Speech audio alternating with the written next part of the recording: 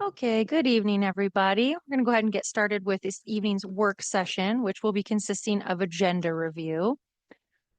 All right, so to start off with tonight, we have 4 minutes that need to be accepted.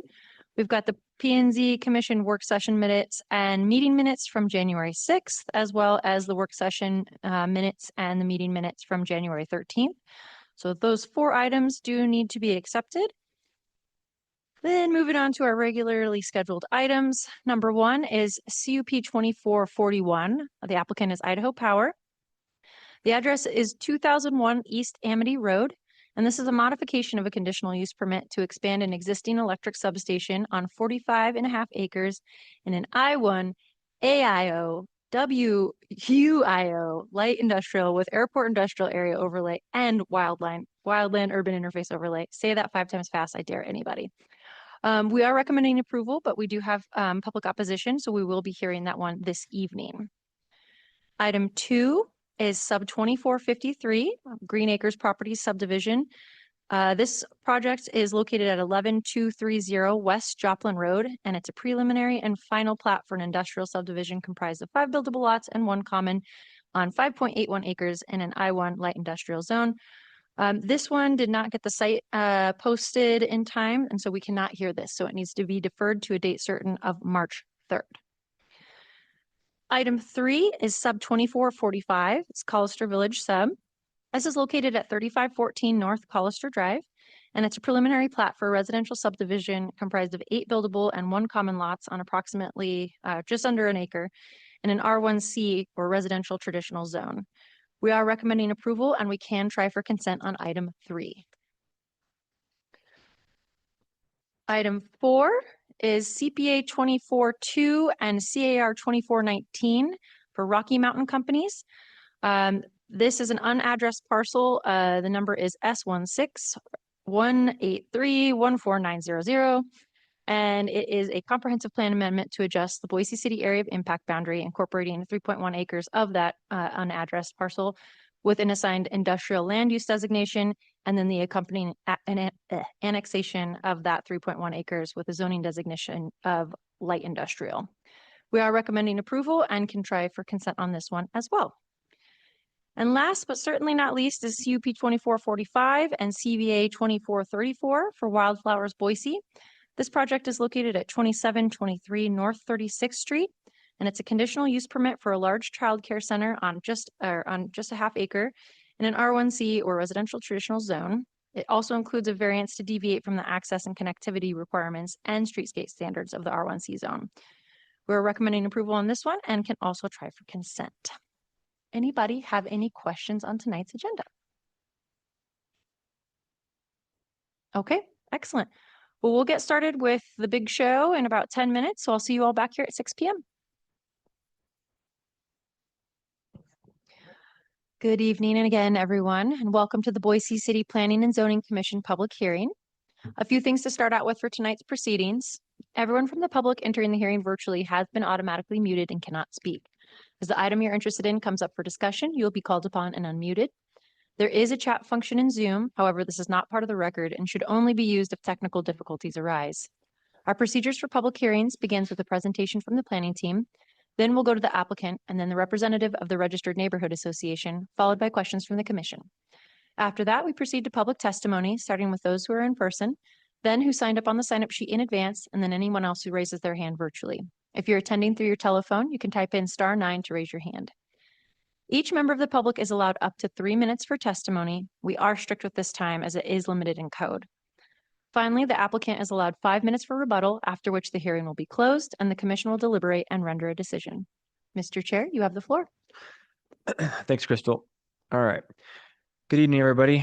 We are citizen volunteers appointed by the mayor and approved by the city council. We make final decisions on conditional use permits, variances, and appeals, and recommendations to the city council on subdivisions, rezones, annexations, and code or comprehensive plan amendments. Any decision made tonight may be appealed to the city council, provided that the appeal is filed within 10 days of this hearing. In order to file an appeal, you must have given written or oral testimony at tonight's meeting, so that's why it's important to give your name and address when you testify tonight. We utilize a consent agenda. That means that if the applicant agrees with the staff report and there is no public opposition, the item will be placed on the consent agenda. All items that are placed on the consent agenda are approved with one motion without further public comment.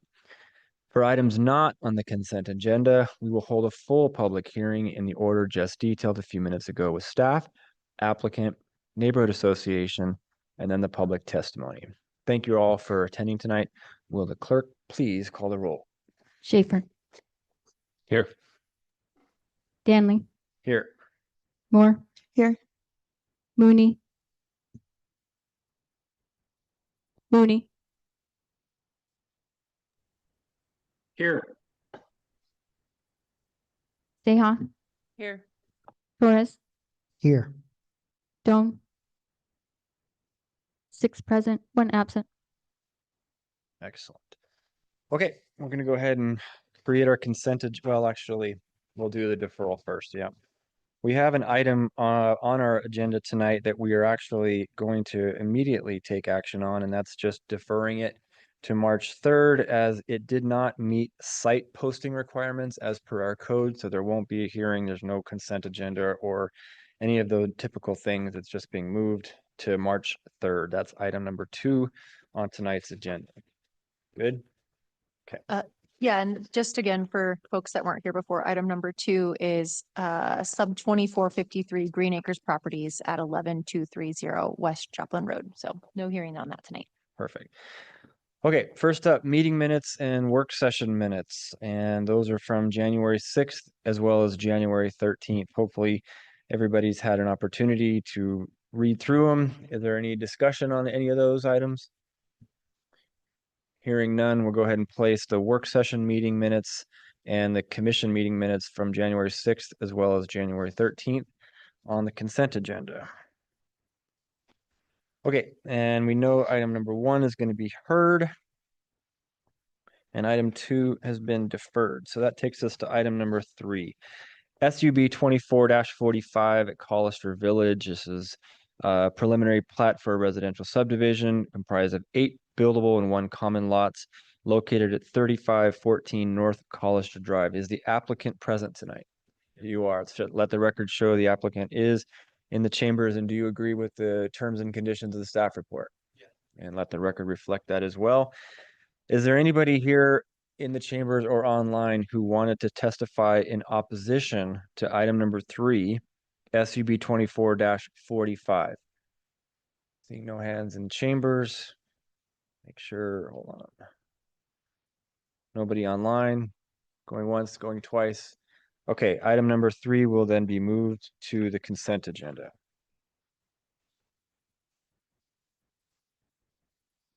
Okay, that takes us to item number 4. CPA 24-2 Rocky Mountain Companies. This is a comprehensive plan amendment with the applicant number S1618314 and the other one S1618314, also 900, but an annexation request of approximately 3.1 acres in light industrial. Is the applicant present tonight? Let the record show that the applicants are present. And are you in agreement with the terms and conditions of the staff report? Okay, let the record reflect that as well. Is there anybody here in chambers or online who wanted to testify in opposition to item number 4, CPA 24-2 or CAR 24-19? No hands up, no hands up, going once, going twice.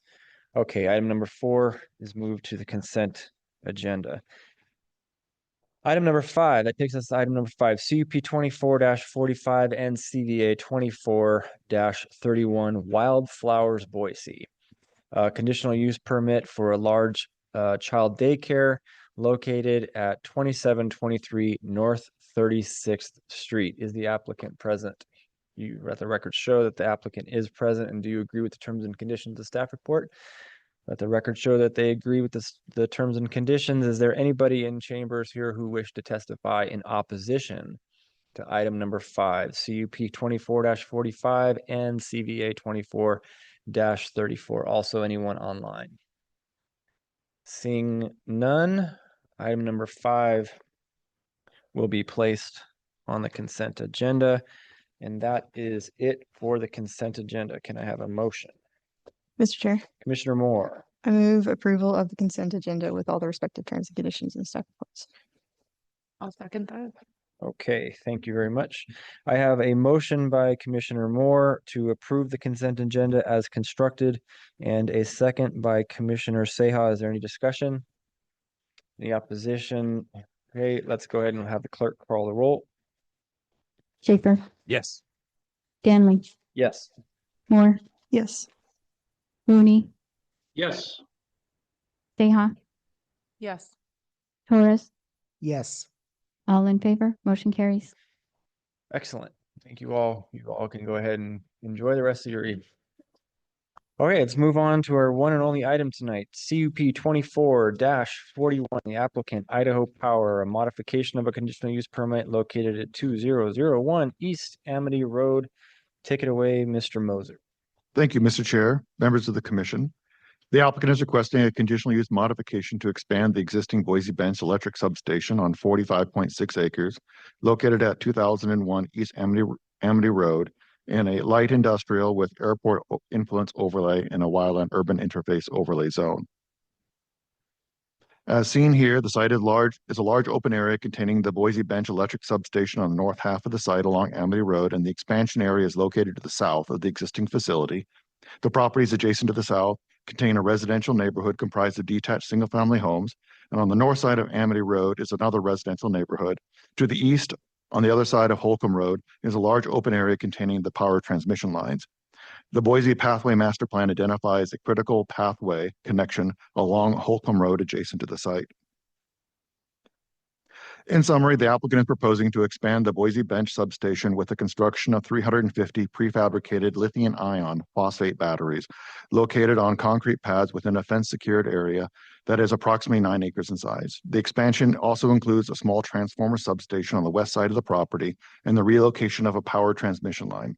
The battery storage facility will provide up to 200 megawatts of energy storage capacity, which is enough power to roughly supply 70,000 homes for 4 hours during peak usage.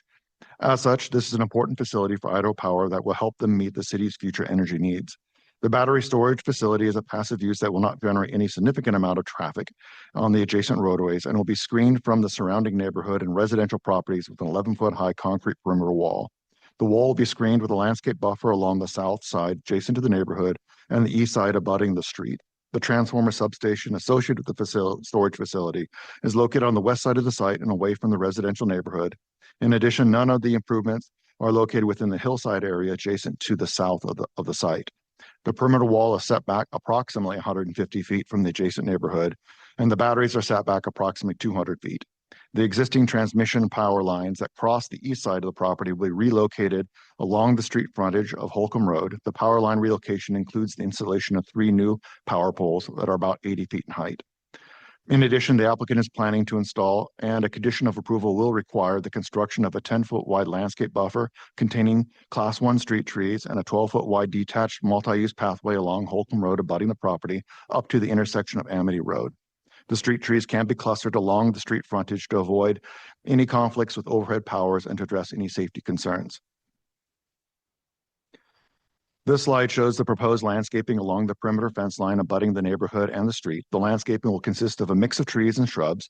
However, the exact nature of the landscaping composition will be determined through design review approval, and the applicant does also propose different types of perimeter landscaping within their application.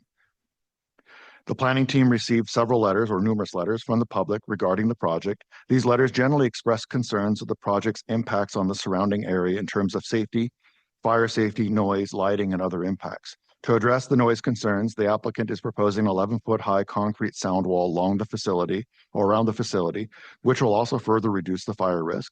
And with the sound mitigation, the noise level is anticipated to be 50 decibels or lower at the edge of the residential neighborhood, which is equivalent to a quiet urban area. Also, the adjacent neighborhood to the south is located within the airport influence overlay area, which requires the buildings to be constructed with additional soundproofing due to airport traffic noise. Further, the landscape buffer will be installed along the edge of the screen wall to mitigate the visual impacts of the adjacent neighborhood. To address the safety concerns, each battery will contain a fire suppression system, firewalls, fire sensors. In addition, the overall project will maintain a comprehensive fire monitoring system and plan. Also, the storage area will be kept clear of vegetation. In addition, the fire department has reviewed this and noted that they can approve the project with conditions, and the applicant has agreed to those conditions. The planning team finds the conditional use complies with the required findings per code. In conclusion, the property is uniquely suited for the electrical substation expansion, since all the power infrastructure associated with the Boise Bench substation is located on the site, and the existing infrastructure support the proposed battery storage, and it's a logical expansion of the existing substation. With the proposed safety protocols and conditions of approval, it will not create a material impact on other uses in the area, and the proposed facility is a benefit to the general public. In correspondence received from commenting agencies, confirmed the proposed use will not place an undue burden on transportation system or other services in the vicinity, and as such, the planning team recommends approval of CUP 24-00041. Thank you. Thank you very much, Mr. Moser. Okay, to the applicant, it looks like Eric Hackett, I think want to go ahead and come on up, and whoever is going to be presenting, have them all come up and be ready to go. Is 10 minutes enough time for you, sir? Well, I didn't think it was going to be, but a lot of my slides are duplicative, so I can probably focus on the first half of my presentation, and I think 10 minutes should be generally sufficient. Okay, great. Thank you. And for the record, please state your name and your address. Thank you. My name is Eric Hackett, and my business address is 1221 West Idaho, Boise, Idaho. Great. Okay, once that clock's up, you're ready to go. And just one clarification, I have a couple subject matter experts that don't intend to present unless there's questions that are applicable. Fair enough. Thank you. Great. Well, thank you, Mr. Chair and Commissioners. So as you heard, we are here to discuss the Boise Bench Substation Battery Project. As I said, my name is Eric Hackett. I serve in the role of Projects and Resource Development Director, and I'm here to provide an overview, not only focused on the need of the project, but also some of the design parameters that you have just seen. So as we said, it's a 200 megawatt, 4-hour LFP battery. The batteries are containerized solutions. They'll be installed within a perimeter fence at the address on Amity and Holcomb Road. The real driver behind this project was the fact that Idaho Power has an obligation and a responsibility to serve our customers, both current and future customers. We have a definitive need identified in the future to add new generation resources that are both safe, reliable, affordable, and ultimately serve clean energy purposes. So we'll talk about that, but also I wanted to just highlight that we believe that this is beneficial to all of our customers now and in the future, as well as meets with the city of Boise's clean energy goals as well. So this is an overview slide that just highlights a couple items that I want to discuss, and that is what Idaho Power's obligation and responsibility is to its customers and to serve the growing need that we see across Idaho, the Treasure Valley, and the city of Boise.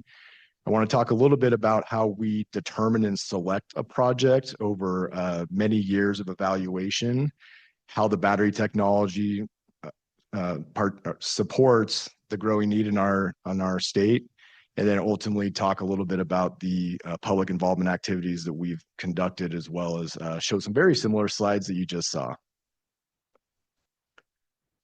So the highlight here is that we, as a regulated utility, are required to follow competitive solicitation rules anytime we need to procure supply side resources on our system. As a regulated utility, we're regulated in both the state of Idaho and Oregon, and the prescriptive rules require that we follow a process that's administratively foundational in our procurement to ensure that we have not only a need to ensure we're making decisions on the best basis for our customers, but also that we complete an unbiased, specific, regimented process in order to select the projects that ultimately will benefit our customers. The way we establish need is by starting with an integrated resource plan. The integrated resource plan is a 20-year horizon that focuses on electricity needs across our entire service territory. It's evaluated every 2 years and submitted to our regulatory commission and ultimately approved That sets the basis for our anticipated load growth as well as the generation resources that are required to serve our customers. From that 20-year IRP, we then focus on near-term solicitations or requests for proposals.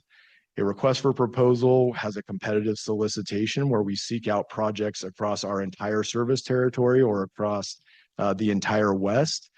They are resource agnostic, meaning that we look for resources that meet the operational characteristics of our customers' usage, and they are not defined by the type of technology specifically. They're open to all third-party bidders, meaning independent power producers who are owners and operators of their facilities, as well as compared against Idaho Power-based projects such as the Boise Bench battery facility.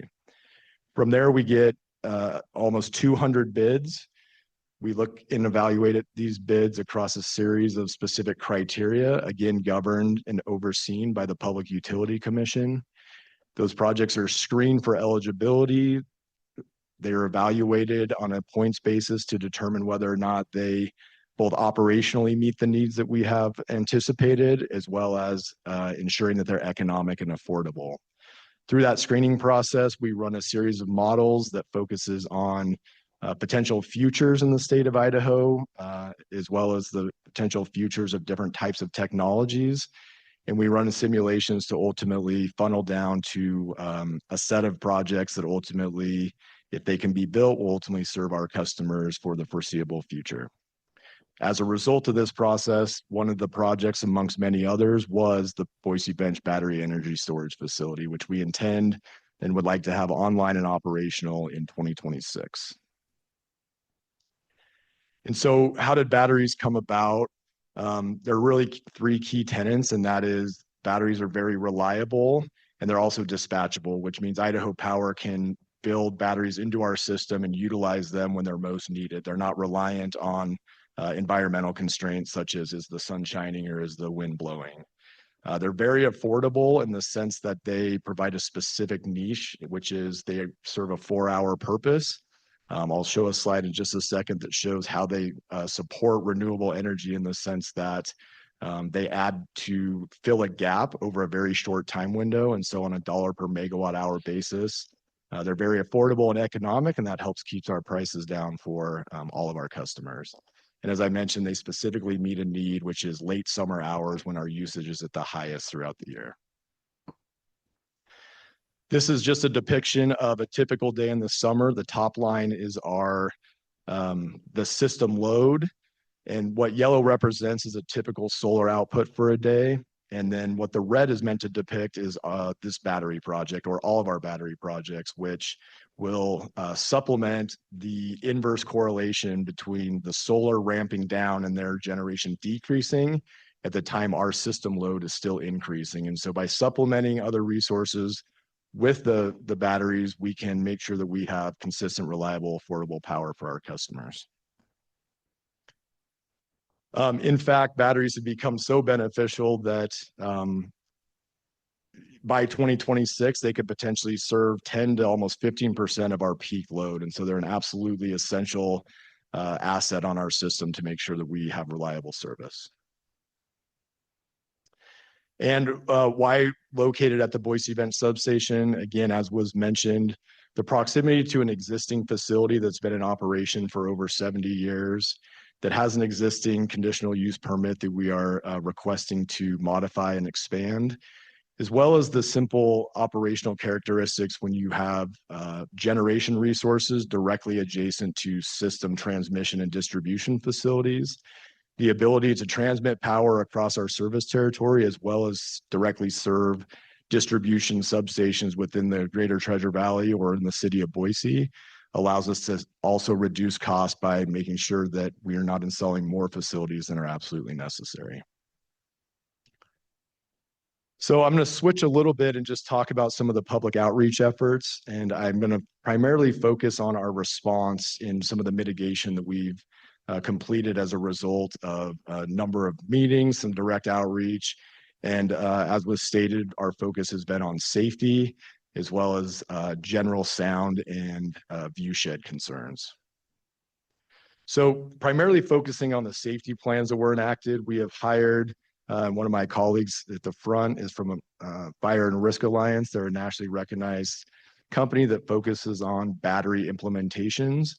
They help us through the design and engineering process ensure that not only at a macro level, we have a safety plan that includes analysis of potential hazards, but more prominently focuses on emergency response. We've been in direct engagement with Boise Fire, as well as we'll continue to work and collaborate with the Boise Fire Department to ensure we provide appropriate training for response should an incident occur. At a more detailed level, each of the battery containers are supplied with fire suppression systems, firewalls, fire propagation mitigation measures, which ensures that if a event were to occur, it would not propagate through the entire system, but it would be limited to the unique container that exists. As well as from a macro level, the site will be graded, will be fenced, of course. The container is set back from the fence and there will be gravel. So the chance of propagation beyond the fence line is really contained. And just in the last couple seconds, these are already some items that you've seen, but the two key things I'll just point out here is that not only did we plan on having visual and sound improvements, but we have made some improvements specifically related to both planning and zoning staff, as well as the public outreach. And so this is highlights a visual aspect of a wall or a fence that we plan to install, showing the view shed, highlighting that none of the batteries can actually be seen from that north facing view shed. And in addition, we actually have some screening of the existing facilities. We've also conducted a sound study, and we'll be implementing specific design and engineering practices to ensure that we maintain the decibel level at current ambient conditions. And I do have some other slides, but they're things you've already seen. I'm happy to go through them if you'd like. We have up to 20 minutes of time, and if you feel they're imperative, then you're welcome to do that. The neighborhood association then would be granted the equal amount of time that you take. So it's your discretion. We try to stick with 10, but if you feel like you need to go, we have the ability to go a little longer. You can also save those for rebuttal if you choose to do that too. Why don't I stick to my 10 minutes, because I think there's not truly new information. It's just kind of restating some points that I've already made, I think. Okay, appreciate your looking out for time. Okay, Eric Berg, Neighborhood Association, Southeast Boise, I think is on.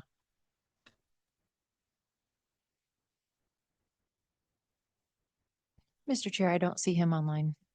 I don't either. That makes two of us. Oh, I see a hand. It's not, but it's not. It's Bobby Smith. Did Eric change Eric's name? Bobby, are you a representative? Are you representing Cena tonight in lieu of Eric? Can you hear me? Yes. No, I am not. I am representing Tiger Lily subdivision, I guess. I'm representing myself tonight. Okay, no problem. So when we get to the public testimony portion of the hearing, then you will most definitely be given the chance to testify at that point. Do I see another hand raised? We need to do the same with Daniel. Is it, I don't know how you pronounce that. Is it Matchett? Are you substituting for Eric Berg and Cena? No, sir. I'm just waiting for the opportunity to speak on with the HOA and. Okay, sounds good. So same thing, hold tight. And when we get to the public comment period, everybody online and in chambers and signed up will have that opportunity. I don't see Eric. This is a bit surprising to me, but nevertheless, he knows the drill. So unless he miraculously walks to the door in the next few seconds, we're going to go ahead and move on to questions from the commission.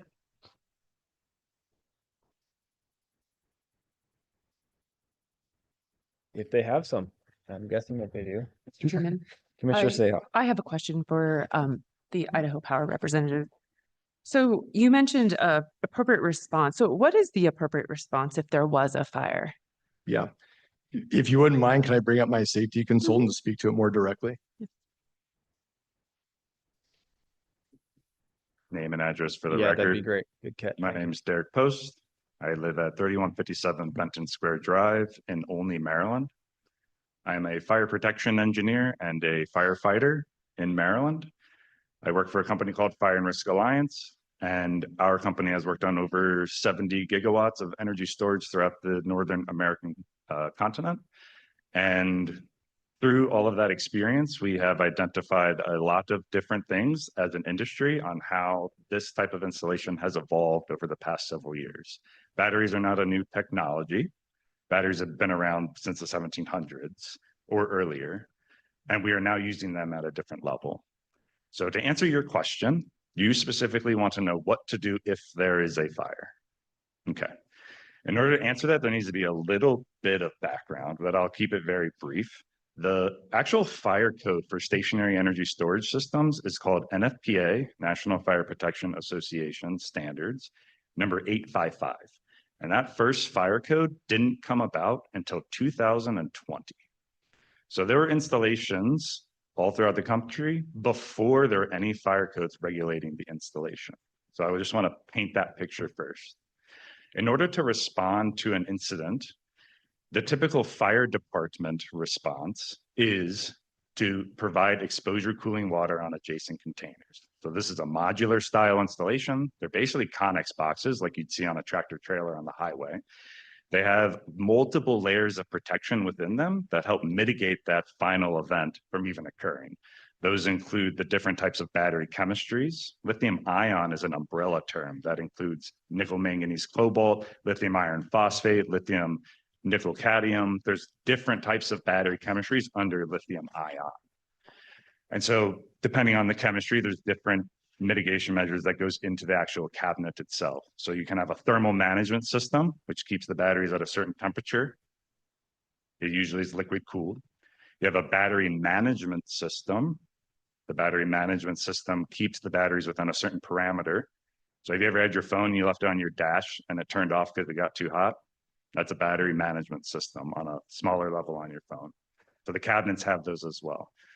There's also different materials in terms of the cabinet exterior. So they're typically metal, non-combustible materials. There's also fire suppression systems inside of some of the different manufactured battery containers that can include either an FM200 fire suppressing agent or a Novec 1230. These are all what we call clean agent suppression systems.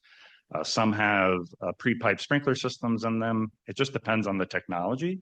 But what I can tell you is that if there is an event, those mediums are not proven to actually suppress a lithium battery event, right? So what the beauty of what we can say as fire protection engineers is separation is our biggest ally. So what we do in fire testing for actual battery containers is we prove how far apart they need to be from each other in order to prevent what he was speaking to earlier, which is called propagation or spread. So the fire department response is, this one has an event, we let it self-consume itself, so there's no stranded energy left in it, but we cool the adjacent ones if needed. But during site design, they're separated far enough apart that spreading wouldn't occur. And then including the vegetation maintenance plan, there is no intermittent medium for fire spread to occur. I hope that answered your question. I'm not sure it did. Mr. Chairman.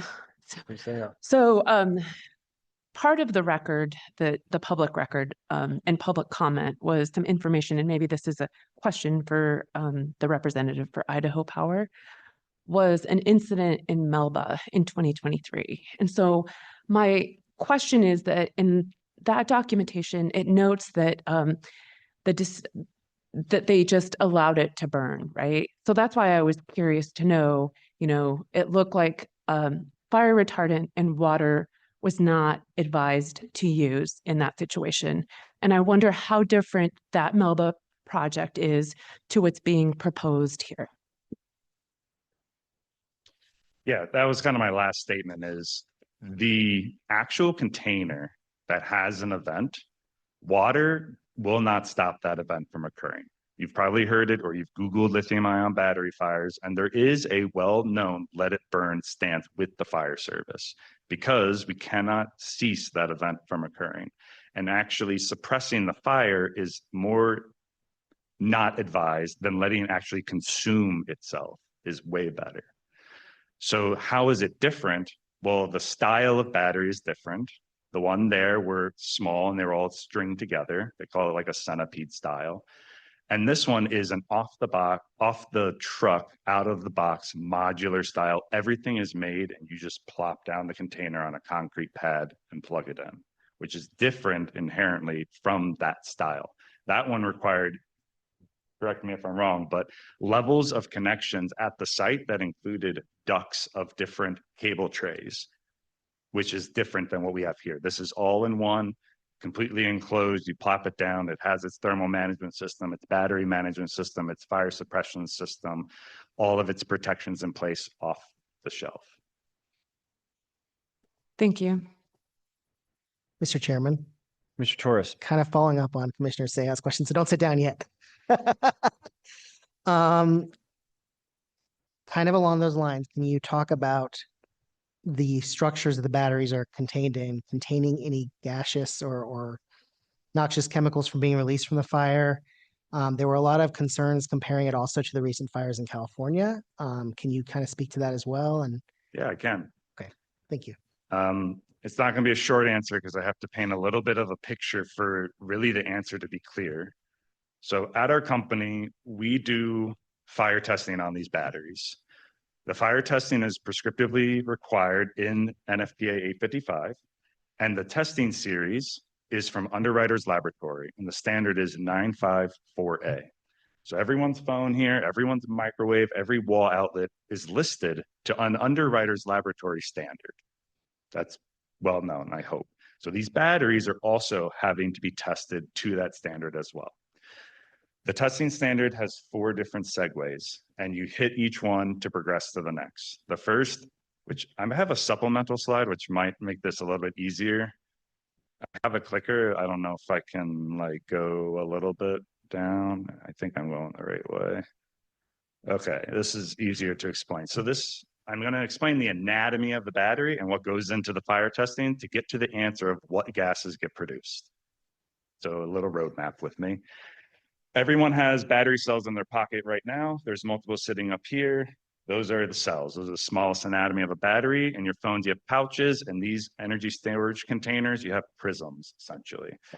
Inside of your Ryobi power tool at home, you have cylindrical cells. Or if you have rechargeable batteries at home that you put into your kids' toys, that's cylindrical batteries as well. So that's the smallest anatomy. Those all get packed into a module. The module is kind of the second item there. They have the cells all tied together, and then that module slide into a rack that kind of looks like a server rack. And then that rack is placed into the container, and then the container has all the protections in place that we kind of spoke about a few moments ago. So the fire testing starts at the smallest level. We take one of those batteries, we fail the battery in 3 different ways. We either do it mechanically, where we puncture it, simulating someone installing it and actually hitting it with a screwdriver. We fail it electrically, where we overcharge it to its breaking point, and then we fail it thermally, meaning we put some heat plates on it and drastically increase the temperature until it fails. And that is all done inside of a pressure vessel, basically the size of this container here, and it's put in there. And we measure all the gas that comes about from it. What I can tell you is that the predominant gases that come about from the energy storage battery, it varies based off the chemistry. We talked a little bit like nickel, manganese, cobalt, lithium, iron, phosphate, nickel, sodium, yada, yada, yada. There's different battery chemistries, but the predominant 4 that come out are carbon monoxide, carbon dioxide, hydrogen gas, and then the other is your organic chemistry compounds like propane, heptane, methane, etc. And the 4 predominant ones, or the 3 predominant ones, the carbon monoxide, carbon dioxide, and hydrogen make up anywhere from 93 to like 98% of that gas concentration. And so your question to me is, what is the concern to the gas that goes up into the atmosphere and for the neighbors, right? That's kind of the underarching question to answer here. So what we do is we take that fire test data, and then that same sequence is done at the module level, the rack level, and then the container level. The container level is looking at propagation from container to container. The unit level is looking at propagation from rack to rack, and the module level is looking at propagation from module to module. So the actual gas composition analysis is done at the cell level. So we know how much gas is generated. So We take that data and we plug it into Fire Modeling Simulator. So there's different ones out there. There's computational fluid dynamics. There's FAST, which is provided by the government. And there's some other ones that can model, okay, what happens if this scenario were to exist? And so what we do is we do it based off the fire testing first. So the fire testing can show, okay, one cell propagated to the next one, or it was just one cell, and we model that. And if that's our baseline. But then we ramp up to the entire container simultaneously. And we look at, okay, what's that impact area? And generally speaking, that carbon monoxide, that's the gas that is most concerning to us as human beings living on this earth, because that interacts with our hemoglobins and our bronchioles, and we can't have that oxygen exchange anymore. So the gases that come about from there in the fire service, so I took off my engineering hat for a second, putting on my firefighter hat now. In the fire service, we call it gases that we can read on our meters as immediately dangerous to life and health. And so that can be like an oxygen deficiency, that can be carbon monoxide, that can be any type of volatile organic compounds, and that's what we read on our meters. And so back on my engineering hat, we look at what those ideal H gases are that come about, carbon monoxide, and how far they might impact based off the fire testing and the modeling. And generally speaking, unless you're intimate with the equipment, you're not reaching the 14,000 parts per million for a 1 minute exposure to be immediately dangerous to life and health. And we model it all the way to the property line. And generally speaking, the gases are much more light than air, and they dissipate way up rather than horizontal towards residents. So to answer your question, the property line, the fire code says 100 feet to be considered remote outdoor, and this installation here is double that. So we are more than double at that 200 foot from an adjacent occupied structure than what the fire code even requires. So I know that was long and I gave you probably way more information than you wanted, but it's hard to just say this is what it is without giving some backstory, so you like kind of understand how these analyses go and why I'm saying what I am. I think I just saw the more you know comment thing go over his head. See that? Do you have a follow-up, or can I move to Commissioner Mooney? Okay, Commissioner Mooney, go ahead. Thank you, Mr. Chair. I'd like to switch a question for the applicant as well, from safety standards to permitting and zoning. So I'm guessing the Idaho Power consultant is looked at our modern zoning code, and so I got a question for both the applicant and the staff. So under our use specific standards, we've got all kinds of stuff. We've got self-storage facilities, we've got mining, we've got light industrial, we've got electric substation, we got renewable energy facilities, wind and solar. But we don't have energy storage systems in our code. So my question for the consultant, have you worked with other municipalities in your role that have established code permitting and code guidance for people like us and jurisdictions like us for energy storage systems?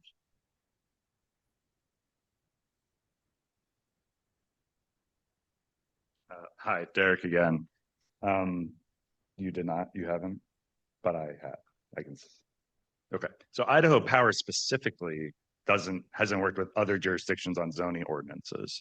But my company, Fire and Risk Alliance, we actually helped write the entire state of Michigan zoning ordinance for energy storage. We've worked with multitude of smaller municipalities as well for just using language typically from the existing fire codes that say this is what you shall do, and from recommendations we've experienced from other municipalities like landscape screening, wall covering, noise mitigation, and some jurisdictions have different prescriptive requirements that they feel are valuable to them and their area. So to answer your question, yes, I've helped write zoning ordinance language. Okay, they're great. Mr. Chair, follow on for the staff. Go ahead. So David, you state in our packet that this is an expansion of an existing electric substation. As you can tell from my previous question, I'm struggling with, is this a new use, an allowed use that we haven't really covered? Because these are emerging standards across the nation. As the expert just said, the National Fire Protection Association just came out with their standard in 2020, and the federal government's probably a little bit behind that. So my question is this a new allowed use, or are we just considering this a regular electric substation like we've been dealing with for 50, 75 years? Mr. Chair, members of the commission, the way I looked at it was obviously the conditional use for the expansion of the existing substation. And then I applied the substation specific design standards, which generally get into screening the project from public view. As for a battery storage facility, the modern zoning code didn't really anticipate this. So we were really relying upon fire code standards as a backup. Thanks, Mr. Chair. I guess follow up, or actually I'll hold because I'm sure there's other questions. I got more for later if you got other questions. Okay, sounds like a plan. Mr. Chair, Commissioner Moore. I've got one that I think ties into Commissioner Mooney's. So I see a lot of different numbers in this 200-foot setback. There's 150 feet for the screen wall. That makes sense. But then, and I think Idaho Power's narrative, there's some other requirements. 50 feet is required, and then I just heard 100 feet is required in a PA. How did we land on 200 feet for the setback? Is that a noise thing? Mr. Chair, members of the commission, the 200 feet was actually proposed by the applicant with this application to just double what was the code required. I think there is specific setback standards from industrial uses of a certain size from residential, and they're exceeding that. And the 200 feet is what they were just proposing to be extra careful. And then, Mr. Chair, Commissioner Moore. a question, I guess, for the applicant. For the sound mitigation, noise levels, I'm assuming the second level of the adjacent neighborhood, when you're that far back and looking over, you're probably still covered by that 11-foot wall, but have you studied that for the second levels? No, I mean, I think that's a fair assessment. The fact of the matter is our primary focus was on the residents that were closest in proximity, hence the 11-foot wall, which would have blocked their view shed. Going any higher, frankly, we were concerned that we would actually have impacts to the view shed looking north to the foothills. That being said, I do think mitigation measures from the hilltop is probably not reasonable in the sense that there is existing facilities that they're looking on. And so it hasn't directly been assessed more so than addressing the closest residents. Sure, and Mr. Chair. Right. I think to clarify, I'm thinking more of maybe the second level of the closest neighbors. You know, sometimes bedrooms are up on those second levels. Have you studied whether that 11-foot wall or 10 or 11-foot wall can help block the sound from those upper levels on the closest neighbors? I see. Yeah, thank you. So the review that we produced is really meant to be a happy medium of not impacting the view shed, but blocking the batteries. And to be clear, the wall is primarily from a view shed perspective. It is not for sound. I think there's some latent benefits to that, but we are actually installing facilities on each of the individual AC units, the coolants, which really is what makes noise. Batteries don't inherently make noise. So we're actually installing on each individual cabinet facilities that will reduce the sound, even without the wall. Gotcha. So if I understand, the primary way to mitigate the noise is the distance and not necessarily the wall height. That's just for view. It's the distance as well as some engineered product that will be installed on the equipment that are actually like dampers that will dampen the noise. And so certainly distance helps, but the wall specifically is for the view shed. Sure. And we actually did some monitoring at 4 locations, both on the north and south side of the property. And we are installing these facilities specifically such that we do not have sound impact. Gotcha. Great. That's all I've got for now. Mr. Chair. Commissioner Schaefer. Thank you. To the applicant, how tall are the batteries themselves, the units? The batteries they're right about 9 feet. It kind of depends, how high the concrete foundations are. Mm-hmm. But the units themselves, I think, is that right? 9.5 feet. Okay, perfect. And then thank you for that. And then maybe to David, if I can continue. Go ahead. David, do we know I didn't really see in the packet anywhere. Do we know roughly what the grade differential is between the site and where does the hill begin? I know the subdivision to the south is, I believe, a little higher than the site. Is that correct? Mr. Chair, members of the commission, there is a hillside zone. Most of the residential neighborhood directly adjacent to this is not in it, although it does catch the western few houses within the hillside zone, and then it goes up pretty quickly. Okay. Okay, great. Thank you.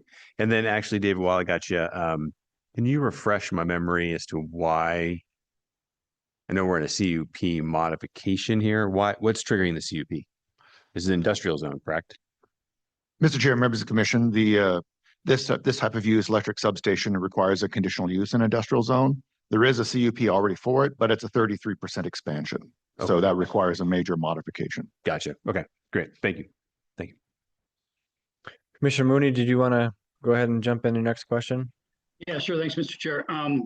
So a question for, I guess the staff. David, the applicant states this is a uniquely sited and suited location. I didn't see anything in our packet about any alternative site analysis. Was there any? Maybe that's a question for Idaho Power as well. Mr. Chair, members of the commission, the applicant did not provide analysis on alternative sites, although I believe they did go through an extensive sort of vetting process when they, as part of their 20-year plan. But I will leave them to answer that. Mr. Chairman, if you'd like me to respond, Go I ahead. can. Yeah, thank you. The question in regards to the evaluation of alternatives, and I apologize if I wasn't clear or sped through it too quickly, but the slide that showed the flow chart of the various processes we go through to ultimately select new resources was the vetting process kind of holistically, where we looked at over 200 bids from both Idaho Power proposed projects as well as projects proposed by third-party independent power producers. And that was location across all of southern Idaho and frankly, the entire Pacific Northwest.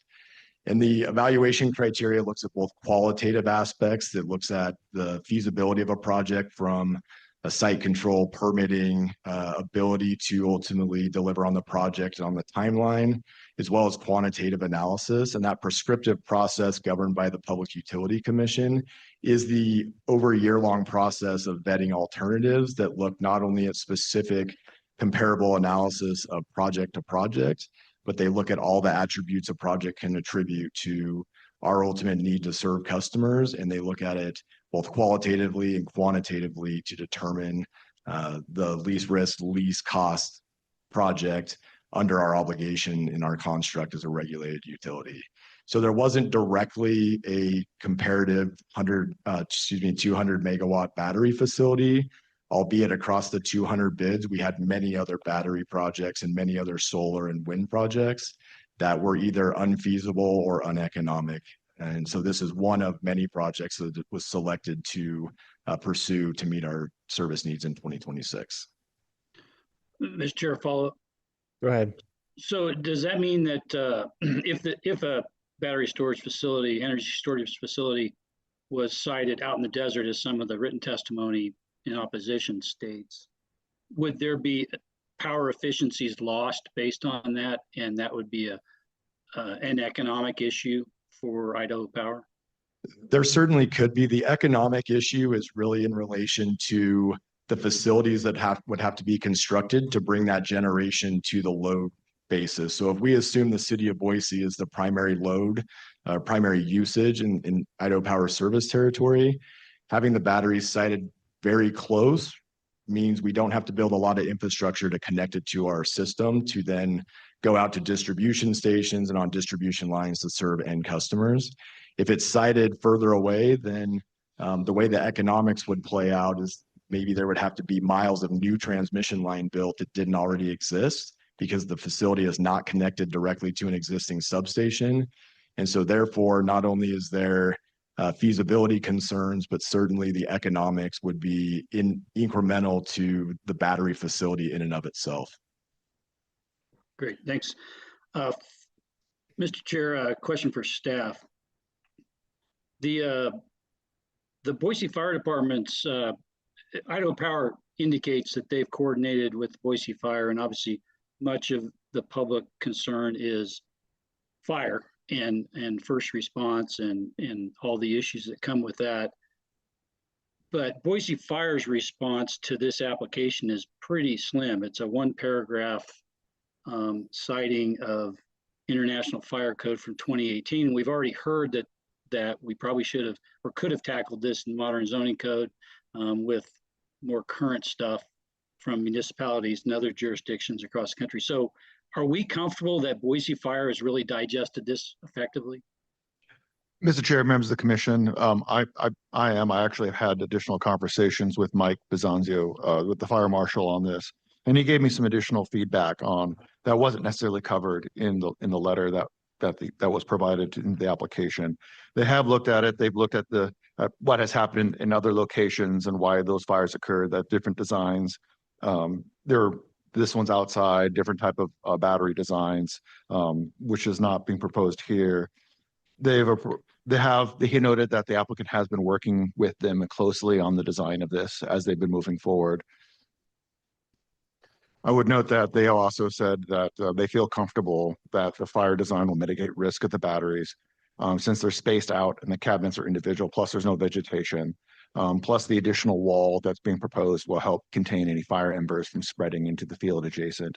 The fire department has also taken they're also looking at taking additional steps on trying to train for these type of new technologies, and will reserves the right to they will conduct ongoing reviews on this process as it goes forward, and they reserve the right to apply additional conditions and mitigation measures as they see fit as it proceeds. And that's based on my conversation with him. Great. Thanks, Mr. Chair. I got one last line of questioning. Can I hold off on just the Sure. second, Commissioner Mooney, because I want to piggyback on both of the things that you've hit on. Mr. Moser, I want to find a couple of things real quick. I think it's important that in the letter that the fire department wrote, and I think to Commissioner Mooney's point, I picked up on this as well, is there's a reference to 2018. And as we heard from the applicant, it sounds as though there might be additional standards or protocols that are a bit different and more modern. And so our fire department's reference seems dated, but I guess based on what you just said, they feel comfortable. I just want to make sure that that's reconciled. Mr. Chair, members of the commission, that I think fire marshal understands that, and based on this, I think this is new technology, and they expressed and they told me that they're going to basically proceed with training on this. And they, as I said, as they move forward and do additional research and training, that they reserve the right to add additional mitigation measures as they go. I can't speak to like the fire code and what he referenced, but they did note that they feel comfortable with this, and if need be, can apply additional mitigations to more modern standards as they come online. Okay, my other question is going to be, there are 7 specific steps in this letter that are not listed as specific requirements within at the end with regard to city specific actions. So I'm curious, these are in the letter, but they're not referenced as a term and condition in the actual approval. So I'm curious, I want to make sure, do we need to make sure that these are in that, or are we okay with those being where they are in the staff report? Mr. Chair, members of the commission, I usually reference, I think there is a condition that they comply with all fire department letters or requirements as per the letter date stamp received. You could add them in as specific conditions if you really want to emphasize them. Okay, just want to make sure. And then my last question, similar to Commissioner Mooney's, but on a more micro level, if you can pull up the site plan, and then this is a question of the applicant. Just a picture that shows the whole deal would be great.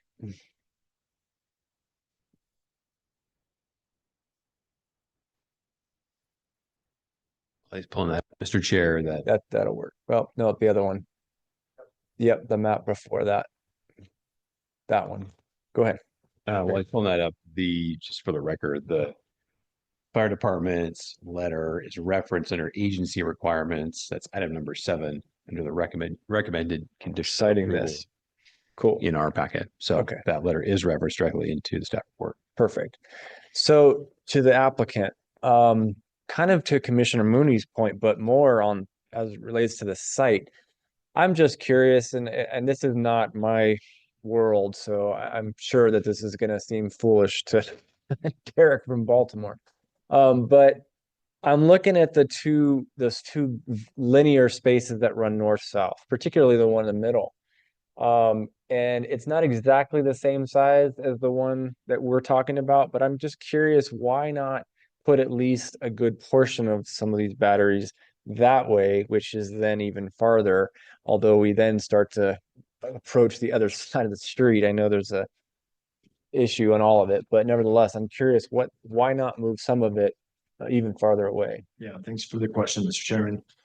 So what's not depicted in that picture, or at least not seen very well, is significant amount of transmission lines overhead. So Okay. both in that, what's vertical on the screen now, those two substation facilities that are disparate from that kind of open ground are two different portions of the substation that are connected with not only wires, but there's actually structures inside of that facility. Okay. And the same could be said to the east side of Holcomb Road, actually. And so we certainly looked at that, and we actually looked at the west side of the station as well, and ultimately determined that given the parcel size that was required to meet this size of facility, this was the best location. Okay, appreciate that. Commissioner Mooney, you had one last question or two? Yes, sir. Thanks, Mr. Chair. Question for staff. Could you go back to the same graphic that we were just looking at? Completely different question. Multi-use path on Holcomb Road is conditioned in this. The Idaho Power project off to the east there on Amity was conditioned with a multi-use path on Amity. Amity is also a Boise Pathways Plan Network critical connection. Why did we give up on a multi-use path on this parcel against Amity? Mr. Chair, members of the commission, along Holcomb Road, I think it's like over 1,000 feet, I think, from one end to the other. It's 1,300 feet. Yeah, It's it was also so 1,300 feet on Amity.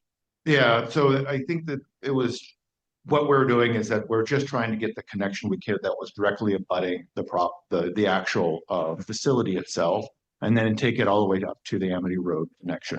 And that we can get the Amity Road section later on, since that was abutting the existing substation, and felt that requiring the construction of a pathway along that section was a bit much of an ask, since it wasn't directly abutting the storage facility that was being proposed. Mr. Chair, follow up for staff. Go ahead. But from a public's perspective, taxpayer's perspective, it would take another application from Idaho Power on the north part of that parcel to trigger their expense to put in a public pathway. If we don't do it now, then ACHD will do it later using our tax dollars, correct? Mr. Chair, members of the commission, that is correct. It was a decision made as part of the review process. If the commission feels strongly of trying to get the additional pathway along Amity, it could be easily added as a condition of approval. It is all one subject property up to a point, and you could request it since it is all abutting, but it is a large parcel. It's like 45 acres. So I was just trying to be reasonable with them and get the section abutting the property. And, it's also kind of goes back to the nexus and sort of proportionality question and conditions. Thanks, Mr. Chair. Mr. Chair. Commissioner Moore. I have a quick follow-up to kind of some of the fire marshal discussions. I think, based on my understanding, 2018 International Fire Code is the current fire code. It's kind of all part of 2018 building code deal. It's backdated, but so I think that is the current fire code. But related to that, how in the next iteration, when this goes to DR, will there be an updated report from the fire marshal that kind of monumentizes, kind of like sets in stone some of the discussion that you've had with the additional information? Mr. Chair, members of the commission, when it does go to DR, obviously we will transmit to the fire department, but the overall project at that point will sort of be cemented in its current configuration. I wouldn't expect too much, I wouldn't expect a significant change in their conditions unless the landscaping that was being proposed somehow they wanted to comment on. Sure. And Commissioner Moore. The last question that I had was kind of weed control in that buffer zone. It's found, based on my understanding from the application, there's sufficient setback that's vegetation free around the battery storage systems. But are there any discussions or any concerns about weed control in that kind of buffer area that has what looks like some cheatgrass and things like that? Mr. Chair, members of the commission, that wasn't specifically discussed and normally require a 30-foot defensible space around things, but that is a 200-foot space. Theoretically, I mean, it is something that you could ask the, maybe there is some standard protocol or procedures that Idaho Power has with maintaining that area since there was a fire there historically in the past in that general vicinity. Mr. Chairman, if I may. Go ahead. That's still our substation property and we would continue to maintain it the way it's maintained today. It's the simple answer. So even though it's going to be outside and south of that wall, it would be maintained in the standard conditions that it is today. Thank you. Actually, Mr. Chair, well, I've got you. Ms. Schaefer. Thank you. David, could you go to the next slide for us, please?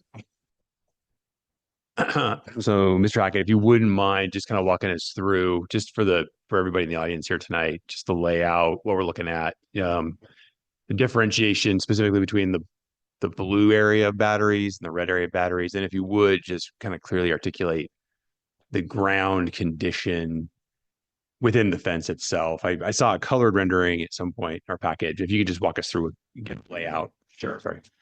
So I think this drawing might be a little old. There really is no difference between the orange and the red expressly, but I will give a little bit of context to that comment. Mm-hmm. So what's in black, in dark black line, that's going to be the fence. And incorporated in that fence entirely is at the far western end, the left side of the screen is going to be the substation. And that's the facilities that take the DC power once it's converted to AC. It's going to aggregate that and then have a connection into our existing substation. So that's typical substation facilities. There'll be a transformer, circuit breakers, and typical electrical infrastructure. And then the difference between the orange and blue, at least on this screen, it says they're a future phase, and it's really not meant to be a future phase. It's meant to be, when batteries are purchased, they have a degradation associated with both usage as well as time, regardless of their usage. And so a prudent decision in purchasing batteries is to make sure that you leave enough space that if you have to supplement the batteries to maintain the nameplate capacity, being the 200 megawatts, it's basically like swapping out equipment, but instead of swapping it out, you may just set it on this existing concrete pad that we built during the initial mobilization. And so likely at the beginning of the life of the project, not both the blue and the orange wouldn't be fully prescribed. And so it's not truly a future phase, it's just the ability to maintain that nameplate capacity. Gotcha. Okay, great. And if you would then explain the ground condition within that wall. Oh yeah, so inside of the wall will be each battery sits on a concrete foundation. There'll be underground conduit, grounding measures, again, typical substation infrastructure, but everything inside the wall will be finished grade with gravel. Okay, very good. And then the battery layouts themselves, we've talked about the distance between, that's just an industry standard, recommended standard? Every manufacturer is slightly different, but generally speaking, yeah, industry standards are, rather than have everything aggregated in one large container, by having these individual standalone containers, it reduces the ability for fire propagation and thermal runaway. And so therefore, we've designed it such that we're maintaining that applicability, but also accessibility from either first response or frankly during construction, just from the simple fact that there's only so far we can pick with a crane. So that's why we have these multiple rows. And so we'll be able to drive down them. And if you can see the screen, each of those individual outlines is an individual container. And so some of them are back to back, and then there's a space of separation, and then some back to back. And so that's all prescriptively designed to make sure that we're meeting all the codes. Okay, great. Thank you. Okay. Any last questions? Feeling pretty good. John got. Yeah, looks like he's trying. He's getting there. Here he comes. You got one? Commissioner Well, Mooney? I had a question. Yeah, I've got a question on process, Mr. Chair. I know we've got a lot of public testimony to go. If we as a commission determine that we need an extended review of this and a little more staff research and coordination, does that happen now or does that happen when it comes back to us for a decision after public testimony? I thought you were asking staff that question. Are you asking me that question? Yes. Well, yes, and yes, and yes. Oh, man, really? First night as chair, you're Welcome- gonna throw me to the wolves? on welcome to that, the huh? show. Okay, I appreciate that, Commissioner Mooney. You're sure in Arizona, huh? Mr. Crystal's Chair, gonna throw me a lifeline here. I am not sure like legally what we should do, but I might suggest that we hear the testimony as it might if you ultimately decide to go that route, it might inform any additional research that you might want from staff or the applicant. So now that I am, okay, John, we're just talking about this because it happened not terribly long ago. Where I gather your question is that if we have additional, I'll use the word report since that was a good word then, requested of the applicant and or staff, your question is, what's the best time to ask for that and the general process?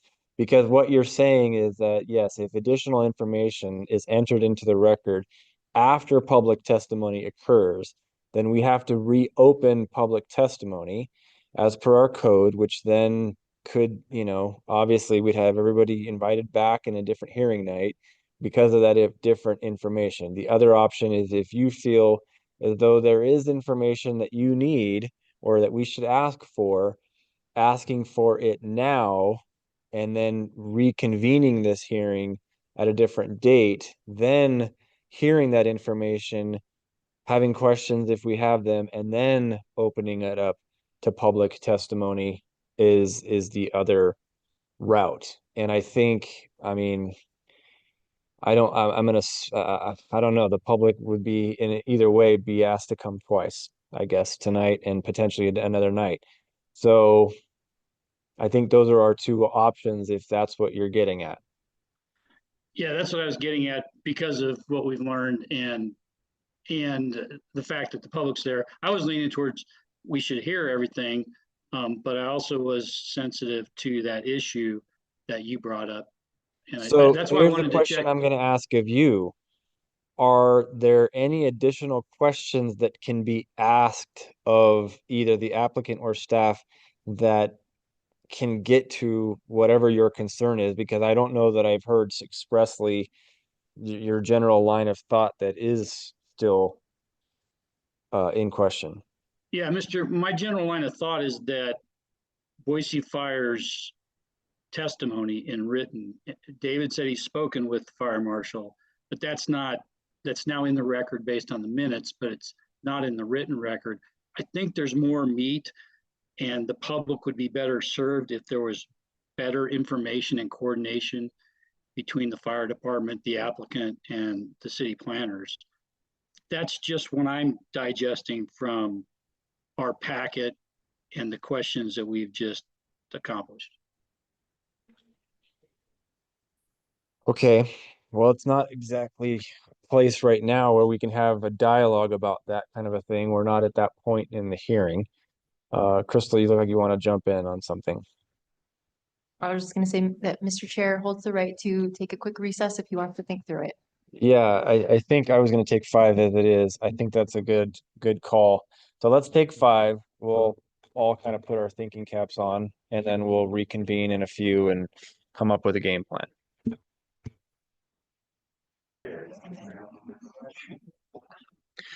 Okay, if we can go ahead and reconvene. What we're gonna do is we have another question or two that I think we need to ask of the applicant. And we're gonna ultimately go ahead and proceed. And I'll explain why just before we get to the public testimony portion of things. But before I do, I want to make sure again, if there's any questions of the commission that need to be asked before we move into the public testimony. Mr. Chair, Commissioner Moore. last one. So this project we'll have to get a building permit to be constructed and go through another review by the fire marshal and as part of that process, correct? Mr. Chair, members of the commission, that's correct. It will have to get design review approval, then they'll need a building permit and a grading permit to have and go through the building department, meet those code standards. Okay. Yeah, Mr. Chair. Mr. Schaefer. Yeah, a couple more questions for the applicant team and Ms. Trackett and Marilyn Derrick. I know we talked about the layout within the yard. I know we've got the battery pack layout generally understood, I feel like, and we have no vegetation within the yard itself, rock, concrete pads, and then the units themselves. And maybe for Derrick then, Derrick, you referenced back to, we want to get back to just kind of the distance between the units themselves, your experience with fires and these sorts of units. And then if you could kind of go back, you referenced fire code from 2020. And I want to just kind of vet that out a little bit more. If you could just kind of walk us through that code requirement and how this applies, how that code applies to this layout. Okay, first one is the separation distance. That separation distance is determined from the full-scale fire testing that's performed on the actual energy storage cabinet. So what they will do is they'll actually set it into a thermal event, and then they'll put what's called thermocouples on the adjacent one, and they'll measure what the actual temperature at the face of the adjacent energy storage cabinet receives at different distance parameters, and that delineates how far apart they need to be in order to prevent that spread. So that's kind of step one. The fire testing illustrates what that is. You are correct that the first fire code in the United States from the National Fire Protection Association was in 2020, NFPA 855. They've had a revision since then, the 2023 edition, and they will have a new one in 2026. Basically just from lessons learned, from industry best practices, from manufacturers guidance, from developer guidance, from battery experts, from fire scientists, all that work on the committee to make revisions and basically just make it a more encompassing standard. That's not to say that your 2018 adoption of the International Fire Code from the International Code Council, that does have language on energy storage. It's just very elementary because that was at the inception point before it became a real rapid growth in this country. The more rigorous version is the 2021 edition of the International Fire Code, which basically uses parallel language to the 2020 edition of NFPA 855. So the fire code did evolve from its original that you have adopted in 2018. And they're basically on a 3-year cycle, which I'm sure you're aware. And then the only prescriptive language about, I think you asked about the separation distance, but there's also prescriptive requirements for clear vegetation buffering. 10 feet is what the fire code says. So basically from the edge of the cabinet. But since it's all going to be gravel, we're well within that requirement. Okay, just so I clearly understand that. So if this was let's say 1 unit, it would just need a 10-foot clear zone to vegetation. Correct. Wow. Okay. Very good. And that also can be reduced based off fire testing or, I think it could be reduced based off fire testing. Okay. Very good. And then the layout that we're looking at in this packet, there's a little bit of difference there. There's kind of sort of clusters of units that are a little closer together than we have an individual unit. In general, the spacing of these units is per which code? So the fire code won't tell you how far apart they need to be. The fire testing based off the manufacturer's product, whether you're choosing a Tesla product, a Powin product, this product, that product, a Ford, a Lockheed Martin, whoever makes it, all has different separation distances. Gotcha. And for clarity, that one that you see, so you have the 4 and then the 1, that one is actually a multi-voltage skid, which that is the skid that is taking the DC voltage from the battery, converting it to AC, putting it into a transformer, and then that transformer is sending it to the new transformer that steps it up to the transmission level to go to the substation. Gotcha. So that piece of equipment there is not actually a battery. So the batteries are just the 4 that's a clusters. 4 clusters. Gotcha. And these are in this current set of plans, those are arranged per manufacturer recommendation. Yes. Great. Okay. Very good. Good? Thank you. Of course. Okay. Commissioner Mooney, just making sure you got that look on your face again. You making certain. Mr. Chair, I'm good, thanks. Okay, okay. Okay, so at this point, unless there's any last second questions, we're gonna go ahead and close this portion and open up the public testimony part of this hearing. Just to be clear, so as volunteers, we need to also make sure we're leaning on legal requirements and legal advice. And in this instance, that's what we're going to do. And what we're basically going to, how and why we're going to proceed is because the adopted fire code that we have is 2018. And therefore this application and everything that's come, the comments that have come back from the fire department reflect the 2018 code, because that's where we are legally. And so having an additional report or anything that somehow gets into a different, not yet adopted code, 2020, 2021, 3, how many ever there are, right, is not something that we have the option to do at this point. So there are lots of other steps we have at our fingertips as well still, but at this point, we're going to go ahead and move forward with public testimony.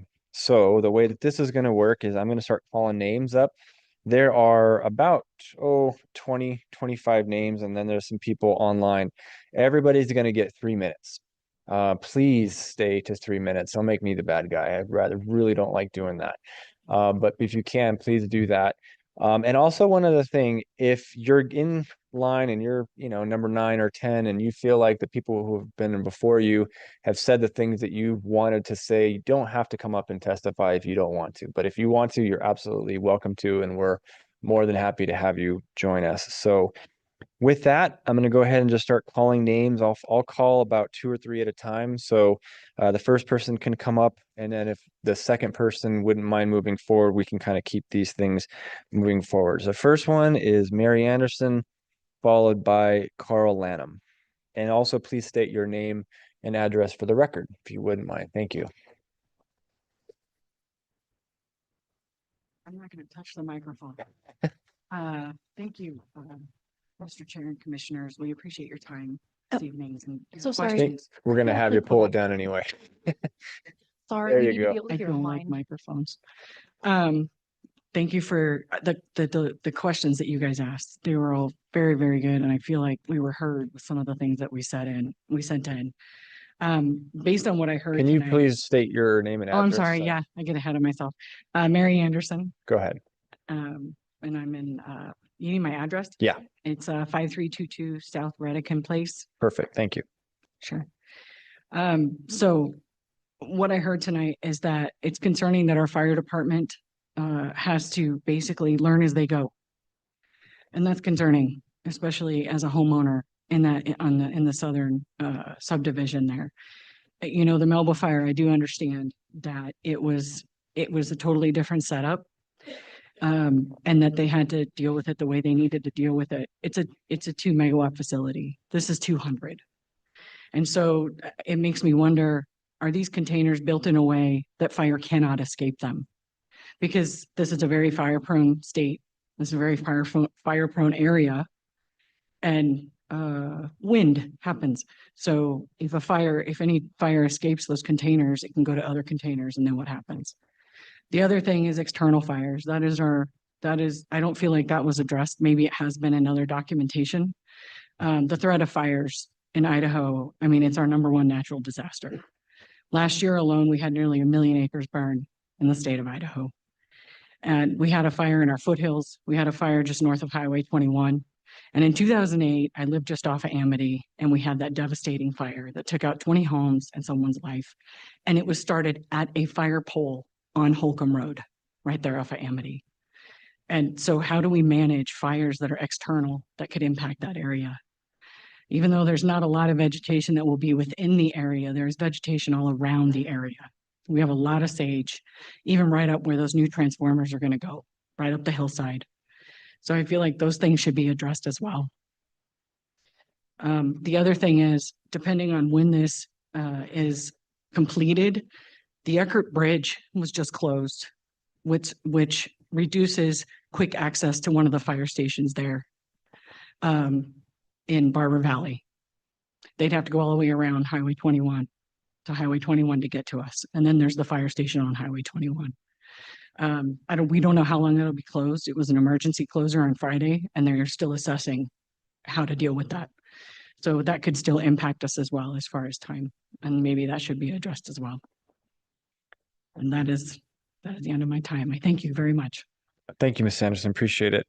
Okay, Carl Lanham, followed by Charles. I think it's Hans. I hope it's Hans. Mr. Lanham, if you can just say your name and address for the record, that'd be great. Carl Lanham, 3162 East Whitman Drive. It's Oregon Trail Heights. When I first moved out there, it was 81. So 30 homes. This project is really going to impact that area. Several of these subdivisions that were just built within the last 4 or 5 years. How long has this been in the planning? We haven't heard about it. I've talked to people in the neighborhood. Nobody knew anything about this. So my concern is the batteries, how they're built, how they're tested. And I know that substation pretty well, having lived up there all the time. And the fact that I've been inside the substation, I was a power company employee for 20 years. I know the chemicals on the ground there. Idaho Power, the way they do things is one way for themselves, another way for people in the area. They'll come out to a spill or a transformer or something of that nature, do an excellent job, usually with subcontractors. But it's another situation when it involves inside the substation itself. So chemicals, PCBs, there was a storage facility there at that substation as well. I just think a little more thought to this project couldn't hurt. It's one of those things where the idea itself is good, but the location is what I'm concerned about. So anyhow, I appreciate your time. Thank you very much, Mr. Lanham. Appreciate you. Okay, Charles, I think it's Hans followed by Don Kemper. Thank you. Charles Hans, I live at 3105 Sweetwater Drive, just right above where this is planned to be built. I echo Mr. Lanham's concerns, and I have a few additional ones. My background is I was a professor at Boise State. I'm retired now. Before that, I worked in national security for some agencies that are represented by Alphabet. So I have some knowledge of that. We're living in a very strange and dangerous time. And I drive by that substation almost every day. And it's always occurred to me that that's a place that to certain kind of people might consider it a soft target. And I wonder how soft this target is, and if it's maybe even a little softer than the substation. The wall helps, but there's still line of sight into that area from some places that causes somebody with sort of the unfortunate background of enforcement that I have to have some concerns. And I know that Idaho Power may not want to speak to that here. That's fine. I hope they've thought about it. I assume that they have, but if they haven't, they probably should. So thank you very much. I appreciate the time. Thank you. Thanks for coming out. Okay, Mr. Don Kemper, followed by, I think it's Eric Hackett. Mr. Chairman, I'm Don Kemper. I live at 1821 Edgecliff Terrace in Boise. And I'm here representing the Boise chapter of Citizens Climate Lobby. And we're here in support of the application, and I'll tell you why. Idaho Power for the last 2 years is projecting that they will end their use of coal for our lights and power in the Boise area. That without the battery implementation, it's going to be harder for them to do that. And why is that important? Because the CO2 emissions from their coal plant are greater than all the cars and trucks in Idaho. So it's a big deal. We support the project and we want it to be super safe. And for that reason, I wish Mr. Mooney could have been with me. I had a 20-minute conversation with the fire marshal just on Friday. And he assured me of three things. One, that he has studied every aspect of the project and that he fully understands the significant safety factors that have been put into the battery design, the container design, and the site design. He talked about how they have their own fire suppression system within the units, and that they're made of materials that will not spread embers in the unlikely case of thermal runaway. Second, he said that he will not let, I don't know if he has this power, he told me he will not let Idaho Power turn it on until he's been satisfied that both Idaho Power and Boise Fire have jointly completed comprehensive training by the company that produces. That's in his agreement with Idaho Power. Third, he said that Boise Fire's agreement with Idaho Power allows him, I don't know if this is true, to make additional safety requirements if they come out in future fire code. He talked about that 2018, and said he knows other things are coming and we have the ability to change things. Overall, and this is a quote, he said that because of these safeguards, his concern for this project was no greater than for any other project brought before his review. So I ask that you support this permit. You have any questions? Okay, thank you very much, Mr. Kemper. Appreciate your time. Okay, Eric Hackett, followed by, I think it's Connor Sachs. I hope that's you two. Oh, you're good. Okay. And Derek Post, right? Idaho Street. You're in Maryland, Derek. We've established that. And I'm guessing Jeff, who also, this is a big house at 1221 West Idaho Street. He's with you. And Megan also apparently lives at this house. Okay. Just kidding. Okay. Elizabeth Lisberg does not. So she would be next, followed by David Griffith. Hi, I'm Elizabeth Lisberg at 2318 East Danzy Drive. And I had written something to read to you all tonight, but after sitting here listening, I have changed my game plan and just want to ask you all to consider some of the things that have been said tonight, like how battery plants aren't even in the code yet. And so we're fitting it under the substation code, and that the fire department is going to have to figure out the training as we go, which, as someone that's lived in Columbia Village since 2001 and witnessed the 2008 fire that was started by power poles, is a little concerning. I don't understand why we wouldn't get these things in place. I heard what the gentleman just before me said, but why isn't this in the plan? Why wasn't the fire marshal writing more and figuring this out and sharing it with the public? It should be a part of the plan and in the writing, because I don't know that he really has the power to say you can't turn that on until we approve it, but maybe. What do I know? Here's my other concern though, is it was also mentioned for those of us, I live right on the ridge and I overlook the substation. Yes, I bought my house looking at the substation. Since I bought that house, a storage unit was built that I would say doesn't meet the landscaping requirements. However, tonight it was dismissed because we bought our houses. Just back up a little. There we go. Bought our houses. Little right there. Bought our houses. Already looking at the substation, and I just want to say that I don't think that's an accurate way to look at meeting the code, because what are they going to do with the rest of the property? As mentioned, this stuff wasn't told to us. We didn't know a battery plant, and there was a mention of a 20-year plan. Can we see it? Can we see what else is going to, the entire east side, they own all of that and it's open property. What's coming next? are they not going to have to meet the standard just because I've looked at the substation that was there when I purchased the property? So I just feel like there's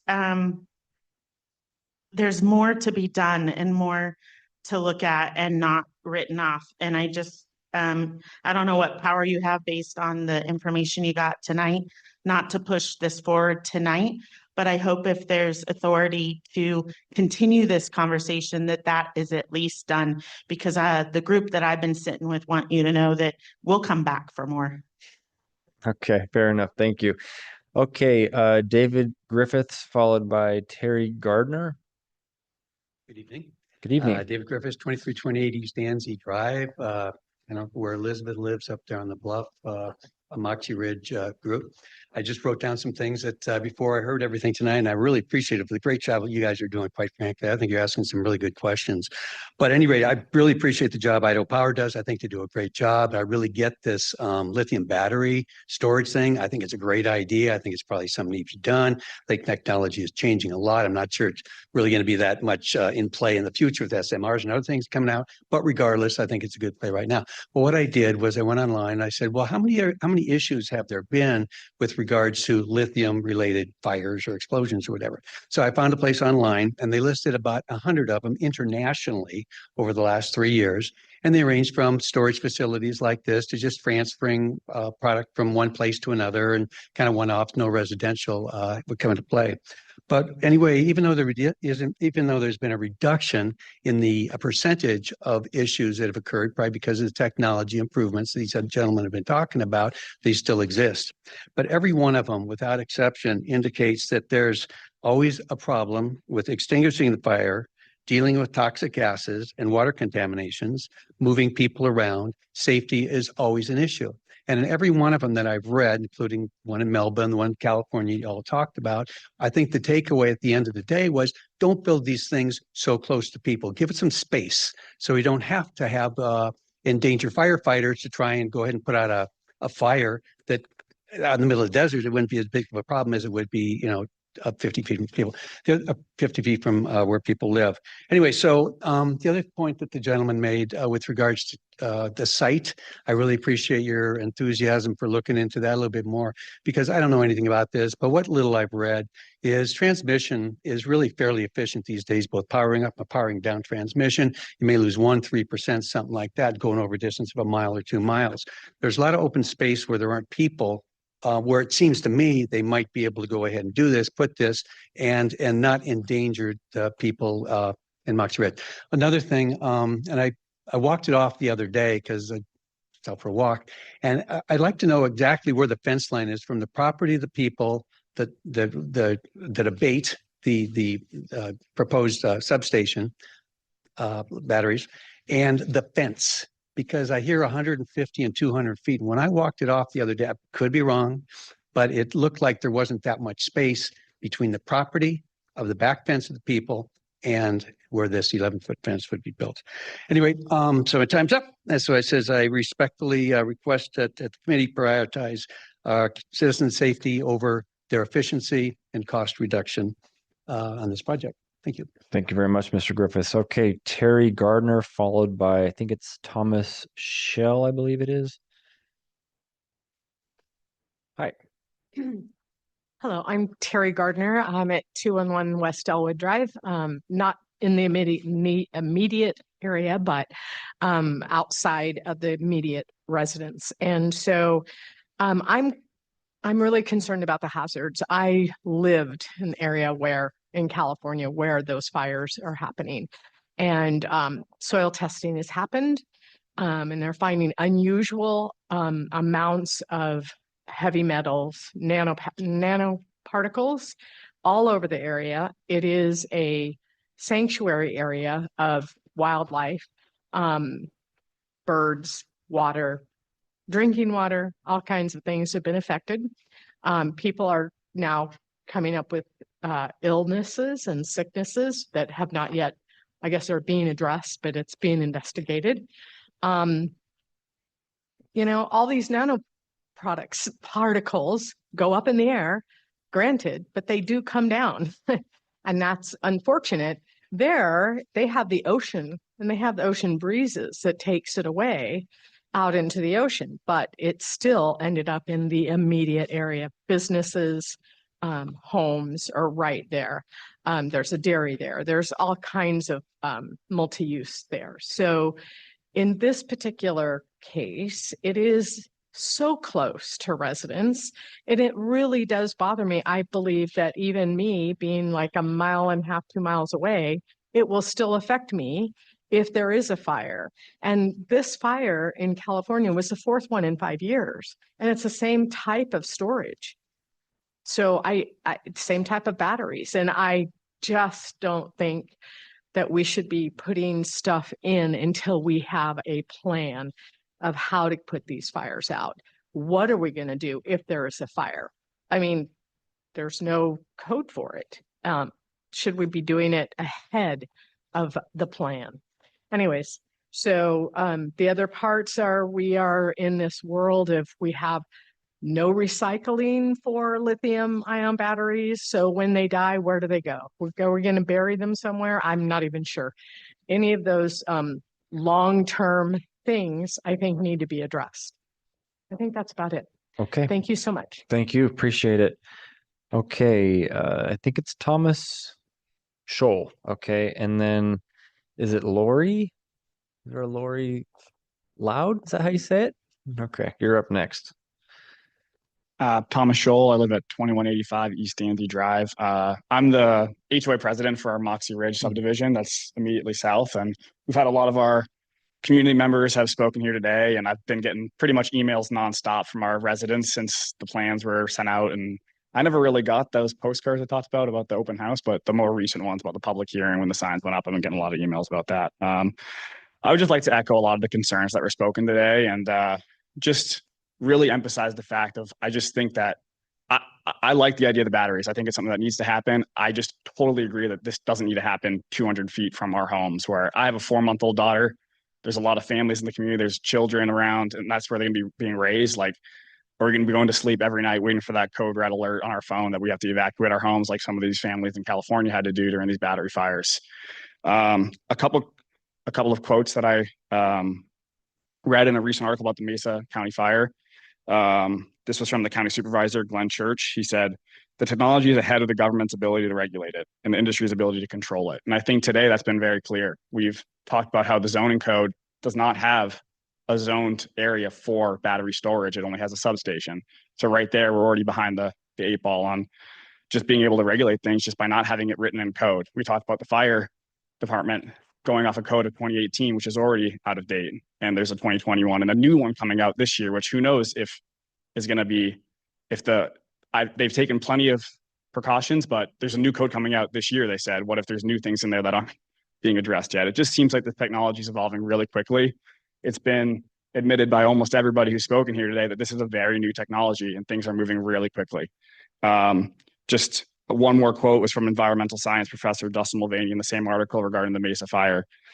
It says, "We're on a pretty steep learning curve with battery safety still. And we're still figuring out ways that these batteries catch on fire, and we're still figuring out the best ways to suppress them." So just to echo again, I don't want to be living 200 feet from a place where, despite the precautions that are taking, we have a fire department that's training on the go about how to fight these things. And all it takes is one thing to go wrong, and who knows what could happen.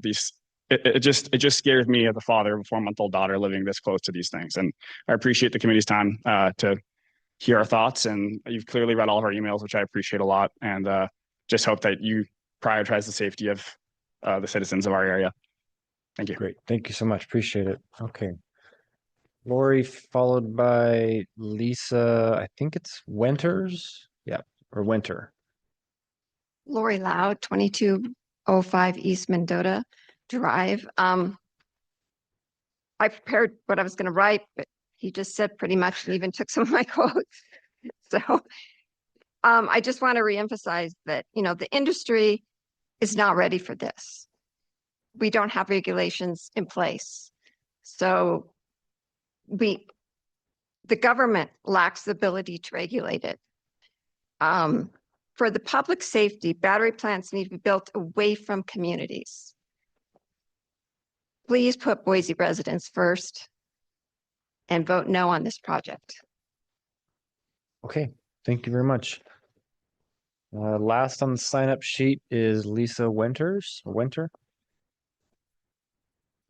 And after Lisa, if there's anybody in the chambers who still wishes to testify, that will be your chance to do so, even if you've not signed up. Hi. Hi, my name is Lisa Winter. I live at 5884 South Settlement Way. I'm in Surprise Valley, so I'm sort of around the corner from the immediate area, but I did clock it. It's about a mile and a half. I echo many things that have just been said.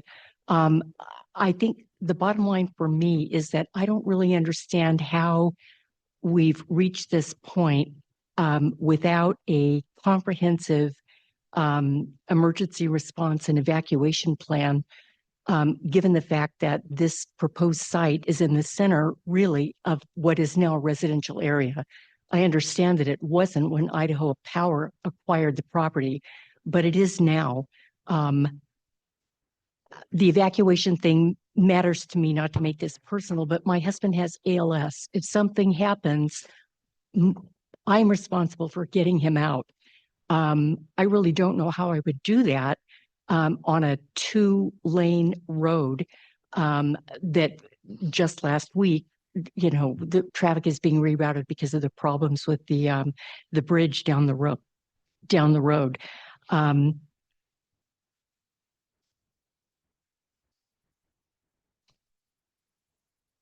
The fire, I did read about the fire at Moss Landing in California a week or two ago.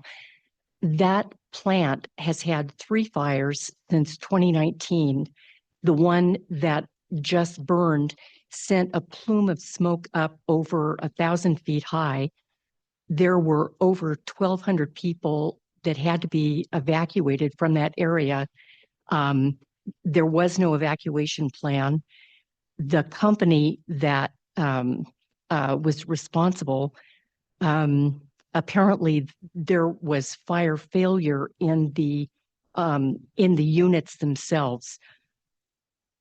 I guess that's really all I have to say. I do appreciate the opportunity to speak. I had no idea that you were volunteers, and I just want to thank you for that. I'm very impressed. We do get a sandwich. I'm just Or full disclosure. pizza, come on.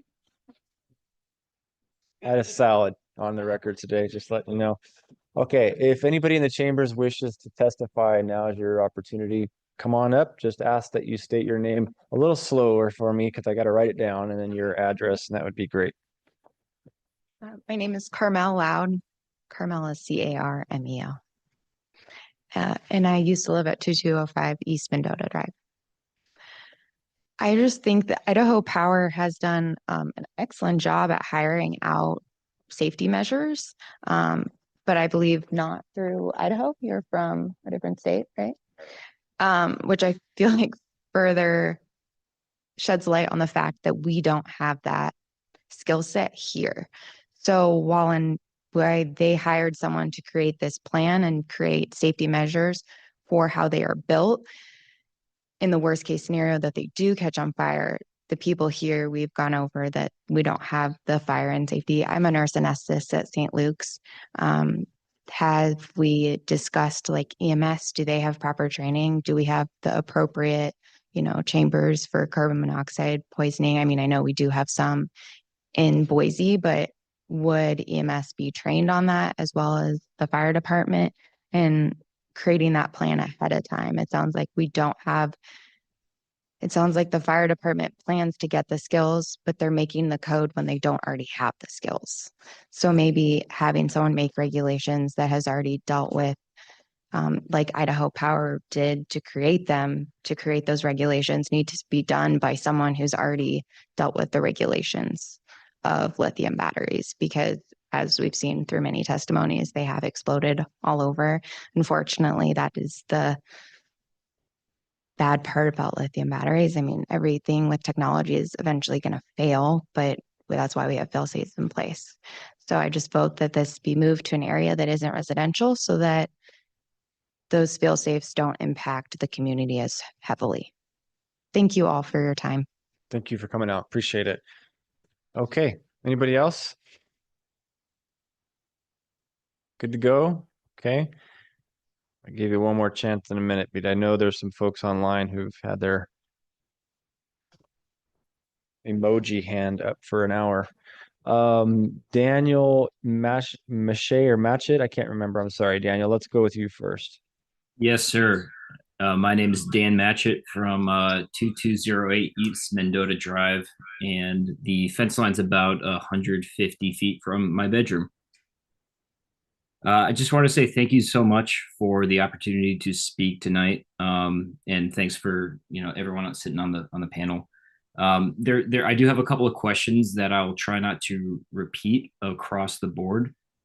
First and foremost, we talked about the decibels, that the air conditioning and the transformers is what I'm most concerned with.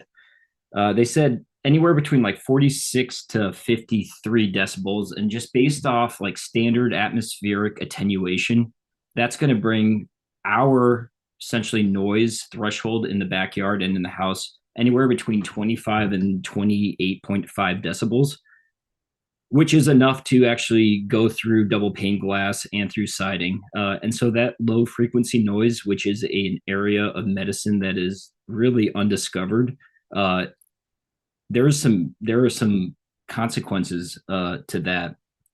And if you don't believe me, just a kind of the standard hum that you hear all day would be essentially just attenuated through that. We talked about the smoke and the smoke composition from Mr. Derek Post. And while you said it's 98% essentially carbon monoxide, dioxide, and hydrogen, I would reckon to believe that the firefighters would in fact be wearing breathing protection. And so, again, 98% all good, but in reality, hydrogen fluoride is not good for anyone to breathe. And there's a lot of actual studies about that really stemming from 1996 and on. I do appreciate Idaho Power looking green and looking toward the future. But what really concerns me is how they've said specifically that they are being extra careful with this, because the original plan actually had transformers about 35 feet away from properties, with batteries being about 75 feet. If you look at the original postage that was sent to us. And so why, I ask you in the panel, is like, why do they have to be extra careful? And to me, it's because they're unsure of the technology and they're actually unsure of the fire measures in place. The final thing I've got is security. And this has been touched on earlier by, honestly, a very smart gentleman. And this actually is echoed by all the other active duty military members like myself that live on the street. These batteries are produced in China, the actual cells themselves, and that is from Idaho Power directly. There's been a lot of news, to keep this completely unclassified, but there's been a lot of news in terms of bugging and in terms of basically just other country sabotage. And if we allow openly the ability to put Chinese derived cells in our backyard and into our infrastructure. Daniel, I'm going to have to stop there. I appreciate your comments, but I have to be fair with the 3 minutes, but I will do this. And it looks like Keegan, I'm guessing, is right next to you. And why don't we go ahead and let Keegan continue? Assuming you're related.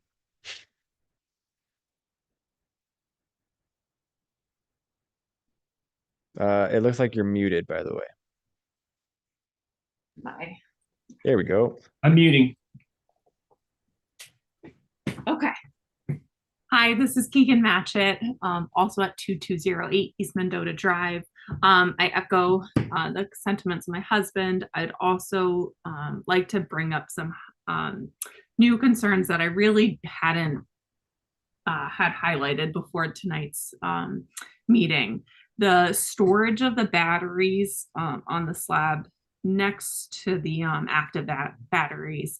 My concern, in addition to what has been echoed, is if there is an external fire, those batteries still hold chemical compounds. And at that point, we're not going to have active mitigation strategies to prevent or contain a fire in those, is my understanding, if they're just sitting there in storage. And so I think that does present a further concern for safety and for fire hazard that I would just like to add to the consideration of the safety of this project. I also, to echo what other people have said, I'm not against a battery project. It's really the location. And if Idaho Power has plans, a 20-year plan to lean more heavily on a battery project, I anticipate they'll be building more, maybe not in this area, but if they're going to have to extend this project to other areas, why not start there?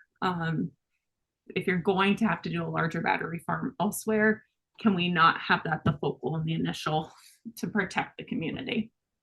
Thank you. Thank you very much. Appreciate your time. Okay, I'm just going to go in order here. So is it Michelle Owens? Yeah, hi. My name's Michaela Owens, 2009, 2 Ellen Place. So I wanted to voice my support of this project. The Treasure Valley, as we all know, is growing really quickly in population, and that population has energy needs that can't. They don't know your background, so it's hard. Yeah. Okay, sorry. Didn't know if they were unmuting or not. Idaho Power is making efforts to diversify their portfolio and increase the resiliency of the grid into the future by reducing reliance on coal and other major greenhouse gas emitting fuel sources. Battery energy storage systems are the future for renewable energy by offsetting peak demand in the hours when we need it the most. This technology is critical to Boise's energy future, and I know the city of Boise has renewable energy goals, including being carbon neutral by 2050, and this project uniquely supports that goal. Often, existing substations are located out in the county, not highly residential areas, but still residential, with an additional fire danger due to the lack of proximity to the fire response and increased amounts of vegetation. This location is located close to a substation with quick access to fire response and a lack of vegetation with a plan to keep it minimized. I would think that it would be positive that municipal fire departments are now getting training to deal with these specific battery fires, and we are bringing in experts who know more about how to handle batteries. Additionally, these BESS have fire suppression built in, which is not present on all battery storage systems. I often hear the argument from people in the county that these should be placed in cities, and now that it's being considered in a city, I'm hearing from the people here that it should be placed in the county. In the end, these need to be placed where they're most useful, conserve the most people, and where risk can be readily mitigated, which they can be in this location, making this site uniquely suited for this use. Previous fires that were mentioned that were caused by power lines, I don't hear the same resistance to power lines in general, despite them causing the fire. Battery energy storage systems are power infrastructure like power lines, but have built-in safety mechanisms designed to prevent fires where the lines do not. Energy Storage News in May of 2024 released an article stating that battery storage failure incident rate dropped 97% between 2018 and 2023. We are dealing with this new technology and learning how to mitigate risks well. There was only 6 BESS fires in 2024, only 3 of which were in the United States, and the Melba fire in 2023 was one of 7 globally, whereas house fires in 2022 counted 314,000. So it's very unlikely that this is going to be a fire danger. Additionally, the site has been buffered, has a protective wall in place, landscaping to reduce the visual impact and reduce noise pollution. The applicant has addressed a lot of neighbor concerns on these fronts and provided methods to prevent and suppress any limited fire danger. This project adds to Idaho and Boise's resiliency and supports a cleaner energy future. The applicant has taken steps to ensure safety, adequate fire response, and to mitigate impacts. Please consider the importance of this project to Boise's energy future and approve it. Thank you for your time. Thank you. Appreciate your time. Okay, Bobby Smith.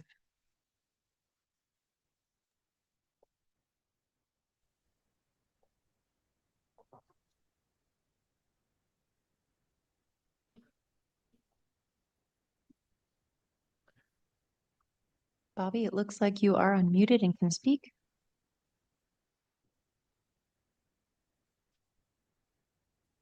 Hello?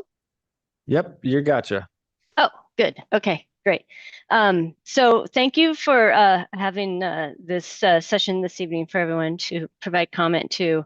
I think that there's been a lot of great discussion this evening. The staff has asked a lot of great questions, and Idaho Power has brought a lot to the table as well. a resident of the area, my name is Bobby Smith, as you see here on the screen. I live at 2570 East Tiger Lily, so I am up on the ridge, but just down to the east a small amount. So I wasn't advised initially when Idaho Power was soliciting input from the neighborhoods. I would say that overall, I have a lot of support behind renewable energies. Undoubtedly, that's like the wave of the future, and we need to find ways to improve it. However, as a resident of this very neighborhood and one just above this area, I have several concerns, many of which have been discussed this evening. Fire suppression is of the utmost importance here. These systems are understood to be thermal runaway. This capacity of this site is like 200 megawatt, which is a huge amount of lithium ion batteries. And things that I didn't hear this evening was just to get more specifics on the types of batteries. The fire protection engineer mentioned that there were several different types, of which many different kind of gases can be emitted. Granted, whenever when you have a fire, most of your combustion byproducts are carbon monoxide and carbon dioxide, methane or something maybe also. But some of these, these lithium batteries, I'm sure have quite a few additional materials within that system. And so you're going to have other off gases that are going to be generated, and we should understand that and know more about that, especially if it's going to result in requiring evacuations, which we've heard many of these fires that have been recently in the last even couple of weeks in California have caused those evacuations.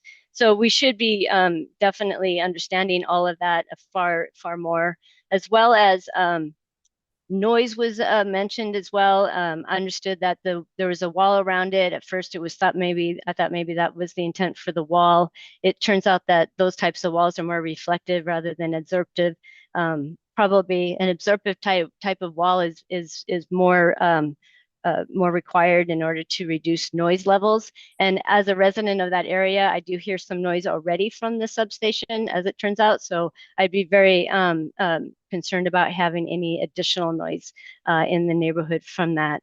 And one other area that, may be somewhat minor to these others, of course, but still is light pollution. We've had a lot of large developments. Hayden Beverage was recently placed in the Idaho City or the Idaho Power Distribution Center. And both of those brought in a lot of lights at night that are very bright. Idaho Power has done a great job at reducing that. I think we need to do the same with Hayden Beverage. And so I'd be concerned about any lighting that gets placed here. I understand that there wasn't light planned, but if there Thank you, are, Bobby. I'm going to have to yeah. pause you there at 3 minutes, but we certainly appreciate your time and hanging with us till the end. So thank you. I'm going to move forward. The last two online I have, oh, I guess not. There's a lot more than that now. Okay. Is it Mukesh Sundaram? Yes, it is. Can you hear me? Yes, we can. Go ahead. Very good. So I'll be brief. A lot of new information came out in this meeting, especially the battery design and the modularity of it and so on and so forth. So that having been said, I wonder how long this design has been in place in stringing together lithium ion batteries. So some information on the history would be good to have. Also, in dealing with the fire situation and the assessment of disaster recovery situations, I wonder what was the worst case doomsday scenario that was considered by the fire department? Was that, and what's the fallout of that to the neighborhood? I wonder if that is answered somewhere, although I haven't seen it. I'm just asking this question.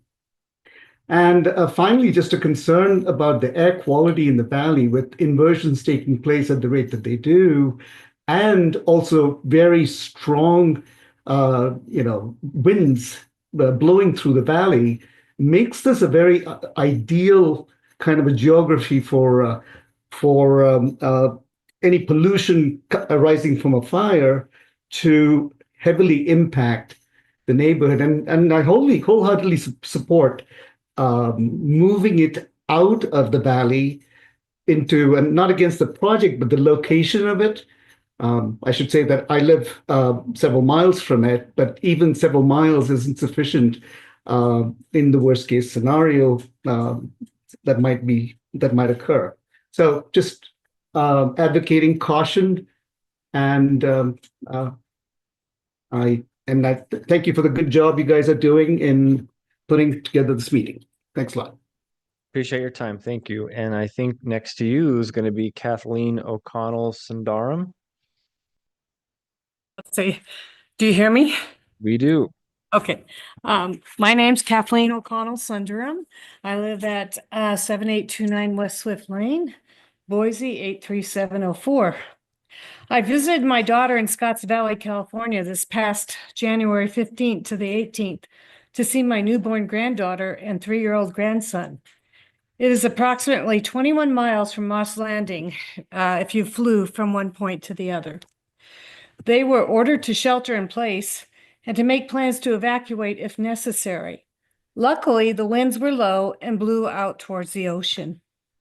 I happened to see in Boise Development last week and was in shock to find out that Idaho Power wants to put a battery farm within 200 feet of homes.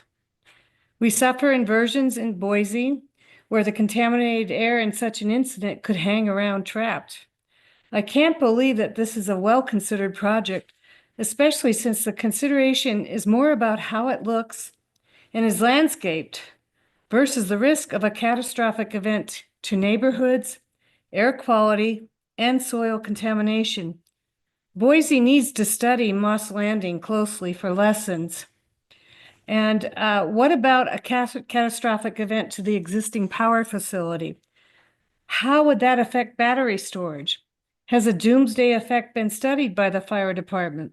What about a sabotage attack? What is the weakest point of an attack? We have a lot of strategic things in Boise. You have Micron, you have the National Guard, the Warthogs at the airport.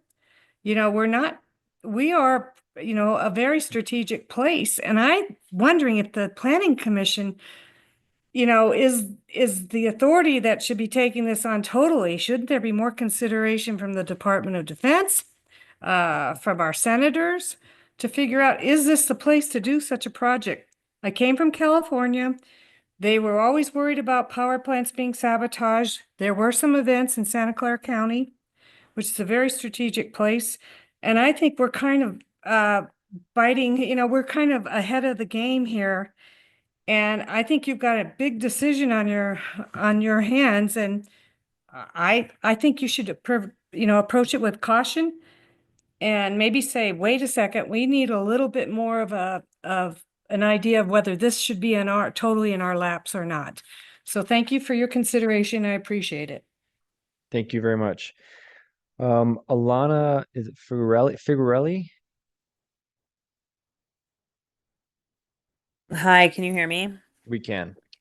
Okay, great. Thanks. My name's Elena Figurelli. I live at 2367 East Danzy Drive, which is up on the ridge above the substation and where they're considering building the battery farm.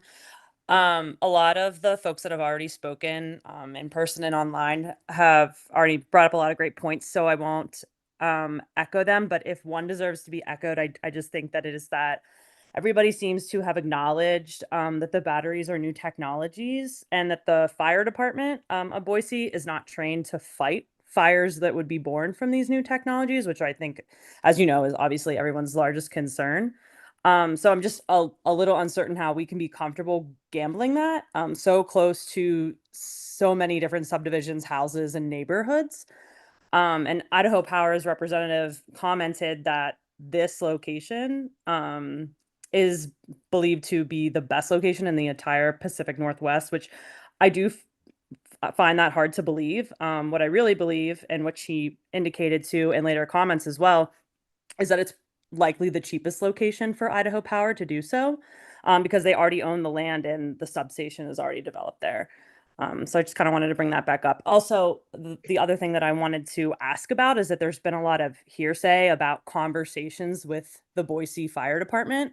But what I'm wondering and what I'm asking is it possible that the surrounding community and neighbors, can we hear directly from Boise Fire about what are the steps, what are the precautions, what are the codes, are they equipped, and how are they going to keep us safe if a fire were to occur? I do think that we are owed that. Lastly, I also support Elizabeth's comments on learning more about Idaho Power's 20-year plan. That was mentioned quite a bit, as if that's something that's out there. And if it is, that's great. It's the first I'm hearing of it. But is there a way for us to learn more about that, especially just being so close to the location, having a view right into it? Any of their plans, I might be the first to say this, but we're all thinking it. They not only impact the value of our homes, which I know a lot of people are also maybe thinking about as well, but also the safety of our neighborhoods. Thank you guys so much. Wonderful. Thank you very much. Okay. I'm going to turn my attention to the chambers one more time. Is there anybody in the chambers who wishes to testify, who has not already testified, to be clear? Seeing none. Okay, and I have no more hands up online, but now I have one. Okay, well, I did. Katie Fight, are you wanting to testify? And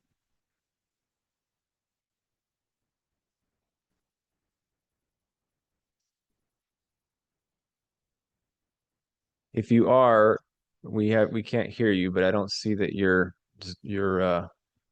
muted.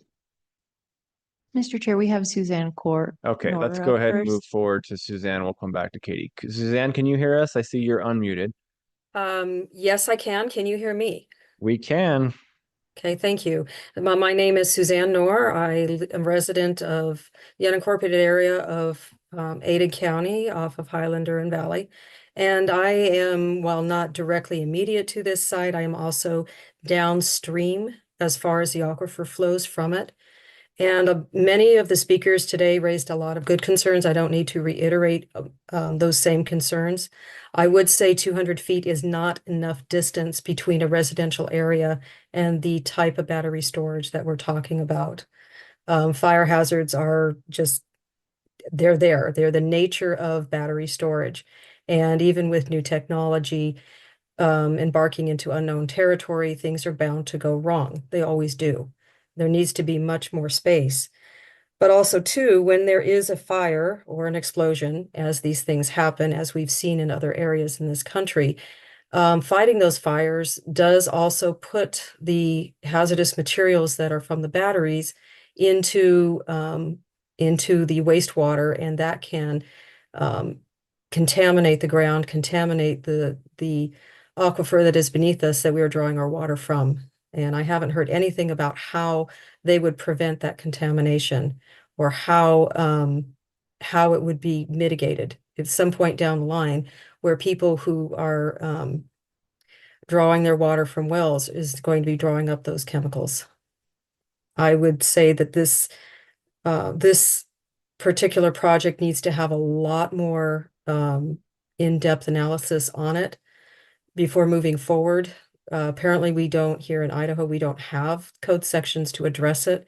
And it seems like those really need to be in place before we start being the test ground for this. Thank you. Okay, thank you very much. Let's try one last call here. Is there anybody else who wishes to testify online? How about that? All right, Katie, we give you another chance. Are you online? Can you hear us? Yes, can you hear me? There we go. There we go. Okay, We yeah, gotcha. the right box didn't show up before it did this time. Yes, Katie Fight, 1006 North 5th Street, Boise, 83702.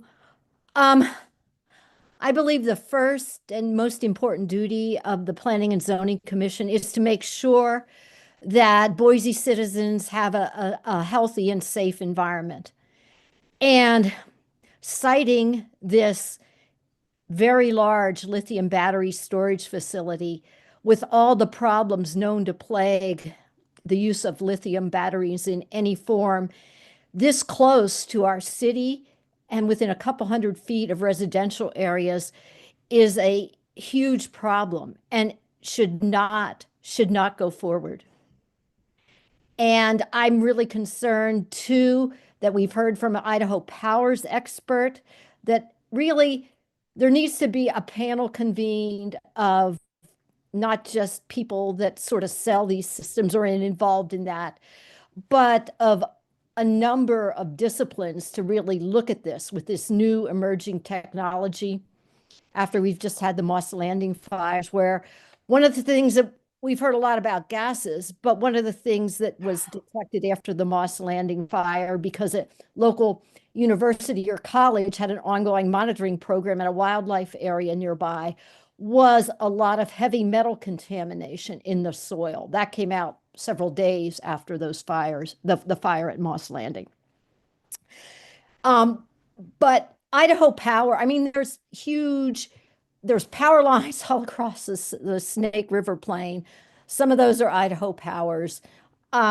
Certainly there's another site where this could be located.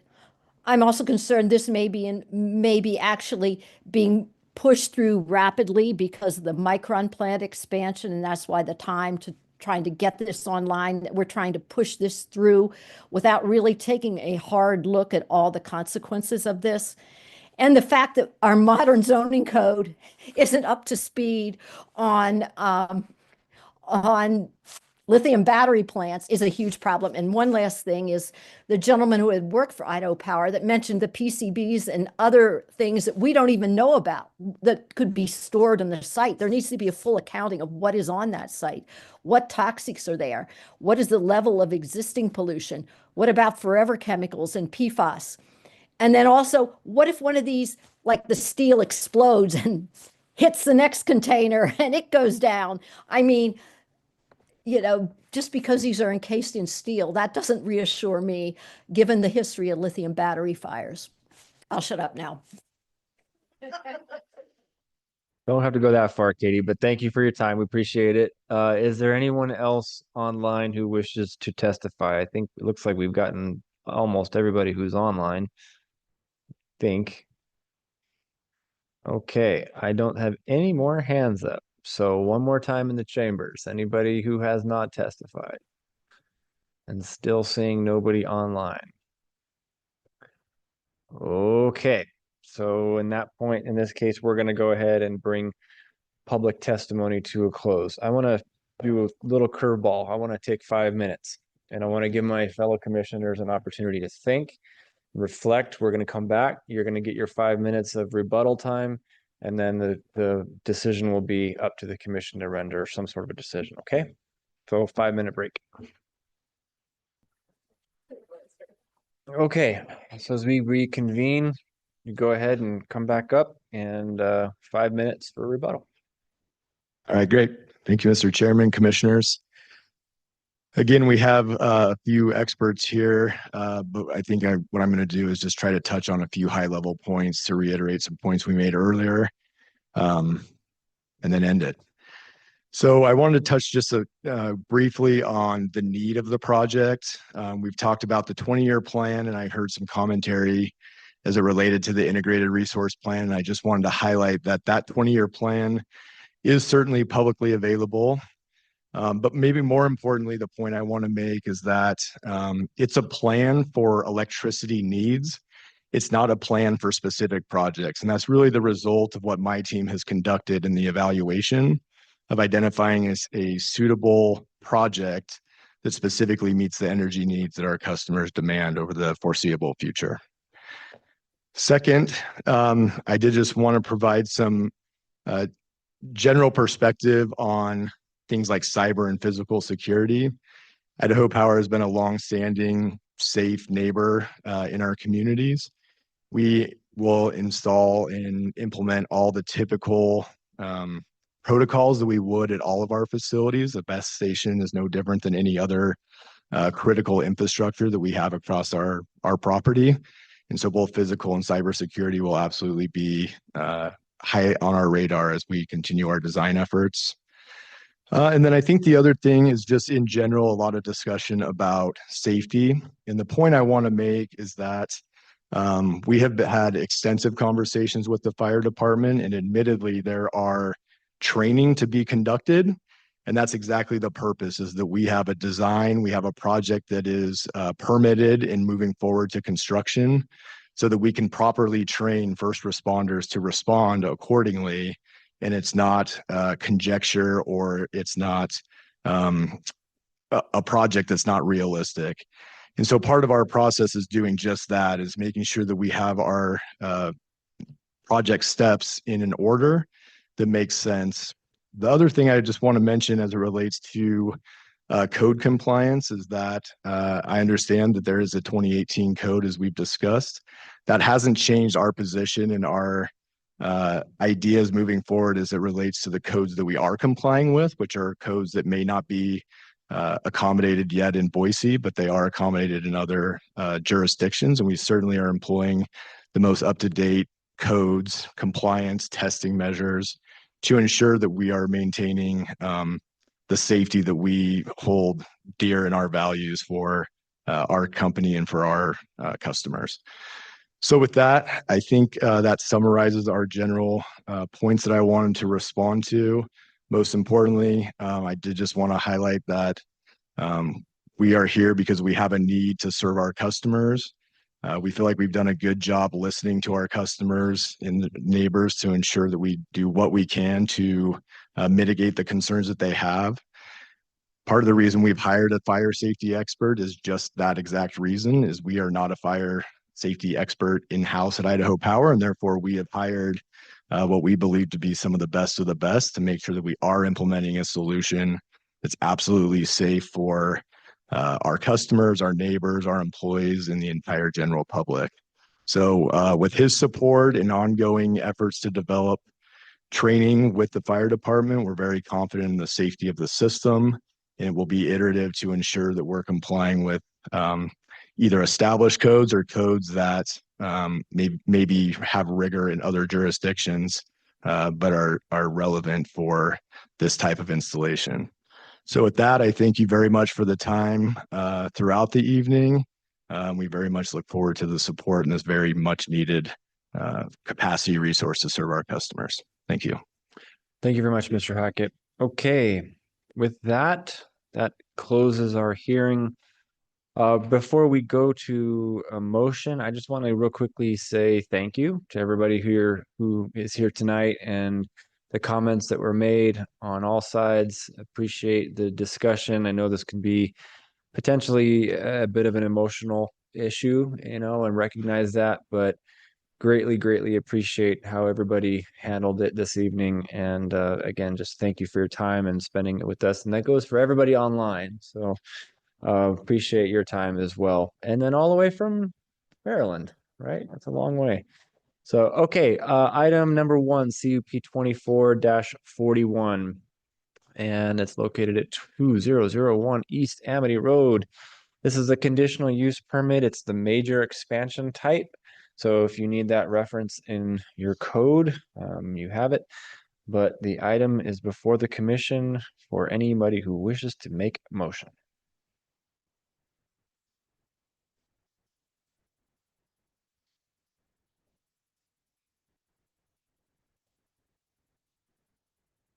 Mr. Chair.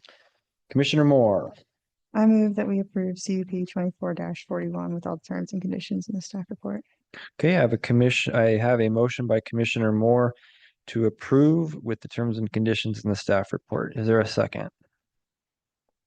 I'll second. Okay, I have a second by Commissioner Schaefer. Is there a discussion? Mr. Chair. Commissioner Moore. I think, looking at our approval criteria, really the biggest point of discussion is the material negative impacts. I think there's not much kind of objection or disagreement with any of the other approval criteria. It's mostly just the material negative impacts. So I'll touch on that one. And I think inside the material negative impacts, really the one that we're looking at is this kind of fire aspect. I know there's a few others that we've kind of touched on, and I think that the record is built on those pretty fully. But I think the fire piece is kind of the largest and the most discussed, I guess. So I'm comfortable with this application based on all of the testimony from the applicant, and based on the fire marshal's review. Certainly, if you look at their review, and that's page 77 of our packet, there's a note under comment 1 that it's pretty open-ended from the fire marshal to request some additional information as needed to make him comfortable. At least that's how I'm interpreting that comment. So it can, request a wide variety of information, and that's atypical of some of these kind of comments that we receive from the fire department. So I think that does speak to kind of the expectation of how closely that they'll work together. And it also speaks to kind of how, this sort of, based on these codes and based on the Idaho Power's fire experts and things like that, how this process will proceed. I think, the fact that this will go to building permit, which will include another fire marshal review, that's another reason why I do feel more comfortable with it. And, from on the building code aspect of, the zoning code aspect of that, I think it's, this comes up every once in a while. It's really difficult to anticipate every use that there could be. And I think that that's kind of key here. It's not specifically listed in the zoning code, but that would be just impossible to really list every single use that could possibly be, unfortunately. And I'll stop there for now, but those are the reasons why I'm comfortable supporting the application. Okay, thank you, Commissioner Moore. Any additional comments? Mr. Chair. Commissioner Schaefer. Sorry, but I was chair for so long, I have to remind myself how to ask to be Well, you better get it recognized by Mr. straight, Chair. buddy. So my apologies. Thank you. Thanks everybody for your testimony tonight. I do appreciate the tenor of the discussion tonight and everybody's input. Touched on a lot of topics, and I certainly vacillated back and forth. However, I think I'm in agreement with the staff report and obviously in agreement with the motion. As the secondary, I agree with Commissioner Moore's review of our purview evaluating the CUP criteria, and I agree that there are a few that don't apply in this case, and the ones that do apply, you mentioned specifically the potentially material negative impacts. I think the applicant has done a nice job mitigating that large one, which is the concern over fire. The reality is that there's a risk of fire at this site, regardless of what may or may not be built there, right? We live in a desert, we live in a high desert environment, and fire is just sort of a fact of life. Now, does the applicant appropriately mitigate any potential risks of fire by their facility? And I think that they have. They have doubled the setback that is required per our code between an industrial use and a residential zone. There is defensible space. There's no vegetation within the walls. There's essentially defensible space beyond the wall. So I'm comfortable in that regard. Additionally, the batteries themselves have fire suppression systems within them. So I feel like there has been a series of checks along the way as they've laid this out. I do want to speak to one comment from testimony about reference to Idaho Power being overly careful. And it sounds like the way I interpret that is that at one point they had a design, they got input on the design, and they created more defensible space between that design and the residents nearby. So I think that they've actually done a really nice job of listening to the concerns of the neighborhood and have addressed a lot of those concerns with this design. I also want to defend, I think our fire department's been a little bit unfairly maligned in this discussion. We have input from the fire department in our packet. I'm looking at the letter right now. Multiple points are made about the application. Specific code references are made in their report. So, I'm not going to disagree with our fire chief under his review of this project. So I just want to get that on the record that they have responded. There is feedback from fire in this packet about this project and this design. And that's taken into account in the staff report. So I've also been up here when fire has recommended denial of projects. Okay, in this case, they are supportive of the project. They can work with the applicant to make sure mitigation measures are put in place to make sure that's safe. So I'm comfortable moving forward with the application. And again, I do appreciate everybody's comments and discussion tonight. If there's any other further comments or questions for me, I'm happy to answer those. Okay, thank you, Commissioner Schaefer. All right, we've got a motion from Commissioner Moore and a second from Commissioner Schaefer with the terms and conditions specifically in our staff report. Is there any other discussion? Mr. Chairman. Commissioner Seha. I will not be supporting the motion. If this project was expanding the subdivision or the substation with additional power lines, I would support the conditional use permit. But I'm tied up on that material negative impact piece, right?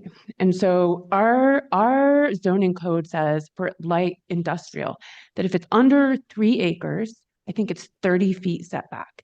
If it's between 3 and 5 or 3 and 10, it's 50, and then anything over 10 is 100. So here, the applicant has proposed 200.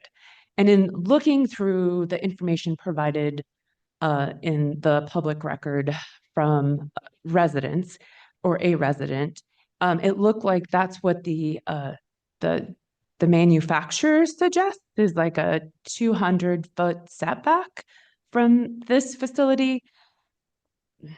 Considering how close it is to those residential homes, I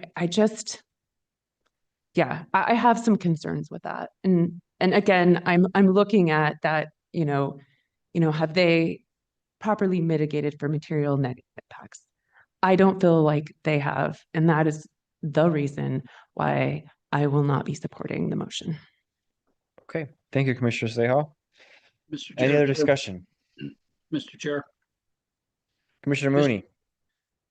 Yeah, I would be in support of the motion if there was more documentation. We've dealt with this before, and I agree, Commissioner Schaefer. I hope I didn't or throw the fire department under the bus in my comments, but I think there could be additional documentation that would alleviate the concerns of someone like Commissioner Seha and many of the public that have testified. And it would be in our packet, and we digest how they have mitigated those material negative impacts. It's not there in my judgment, and I think that's the only place in our code where we as appointed commissioners have can exercise a little bit of judgment. In my judgment, I don't think there's enough information there for me to say they haven't properly mitigated that. I think it's a great project. And my last kind of weird soft or curveball is I still don't understand why we're giving up on the multi-use path. Okay, thank you, Commissioner Mooney. Looks like Commissioner Torres, I thought you were reaching for you. I was, yeah. Go ahead. Like Commissioner Schaefer, I've kind of gone back and forth on this one. I guess I'll start by saying we've heard a lot about the fire code being from 2018, and there's newer fire codes nationally or fire and recommendations as far as, batteries go. Unfortunately, communities, whether they're, cities, states, the federal government, regulations, whatever, they don't update laws every year. 2018 really isn't that long ago. And yes, the technology is, changing faster than the law, but that's always the case. We live in an advanced society. Technology is always running ahead of government policy. Like I said, I've gone back and forth on this. Ultimately, I think I'm persuaded both by the submissions by the fire department and also by Idaho Power's expert that enough safety measures are being taken with this project for me to support the motion, but I also understand why others might object to it. Thank you, Commissioner Torres. Mr. Chair, follow on. Go ahead, Commissioner Mooney. Sorry to butt back in. I guess I didn't finish my train of thought, which was I would be in support of it, but I think the fire department, the applicant, and our city staff could really could justify this better in writing with additional information, which that's where I go to the code. Planning and zoning may extend the review and processing period for CUPs.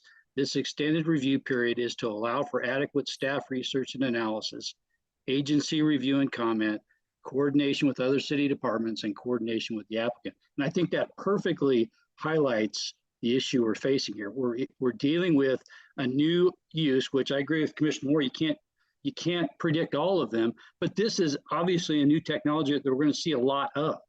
And so we should have some guidance on that in the future. So I'm in favor of a deferral. Okay, thank you, Commissioner Mooney. I guess that means I'm gonna have to weigh in. So where I fall on this application is I gotta look hard about the law. And the law at this point in time says our code says X, right? The applicant has done Y. According to our code, the applicants have gone not only fulfilled our code language, they've gone actually beyond that. I'm really struck by a very simple sentence that was put forth by the fire department. It says the following: the Boise Fire Department has reviewed and can approve the application subject to compliance with all applicable code requirements and conditions of approval. That's the chief of police of our fire department, rather, of our city. And I don't know more than that person. I'm not trained to know more than that person. So what I have to value is our code. What are our experts saying to us? And in this case, they're saying we have, with these additional conditions, which are in black and white, and was the reason why I asked a question during our question and answer period, that these are the additional mitigation steps in addition to the staff report or the terms and condition that have to be met. In addition to that, our fire marshal has specific powers given to them that they can stop the whole thing and say, nope, sorry, you haven't gone far enough. You got to go above and beyond. We've entrusted them with that. We've entrusted with them with that and given them the ability to have that control. And to me, I got to lean on the code. I got to lean on the experts that we have with the city. I think it's in black and white. I guess I disagree with Commissioner Mooney a bit on that. I do agree with Commissioner Mooney on the multi-use path part of it, but that's not what the motion is in front of us. So at this point, with the motion that is in front of us and with the evidence that I have, I greatly respect all the testimony that's been provided, but I'm going to be in favor of the application, or the motion rather, excuse me. So with that, I think everybody's weighed in and it's time for us to vote. So if the clerk would please call roll. Schaefer, Yes. Danley, Yes. Moore, Yes. Mooney, No. Seha, No. Torres, Yes. 4 in favor, 2 opposed, motion carries. Okay, that concludes this evening's proceedings. Thank you all for coming out. Appreciate it. Bye, John.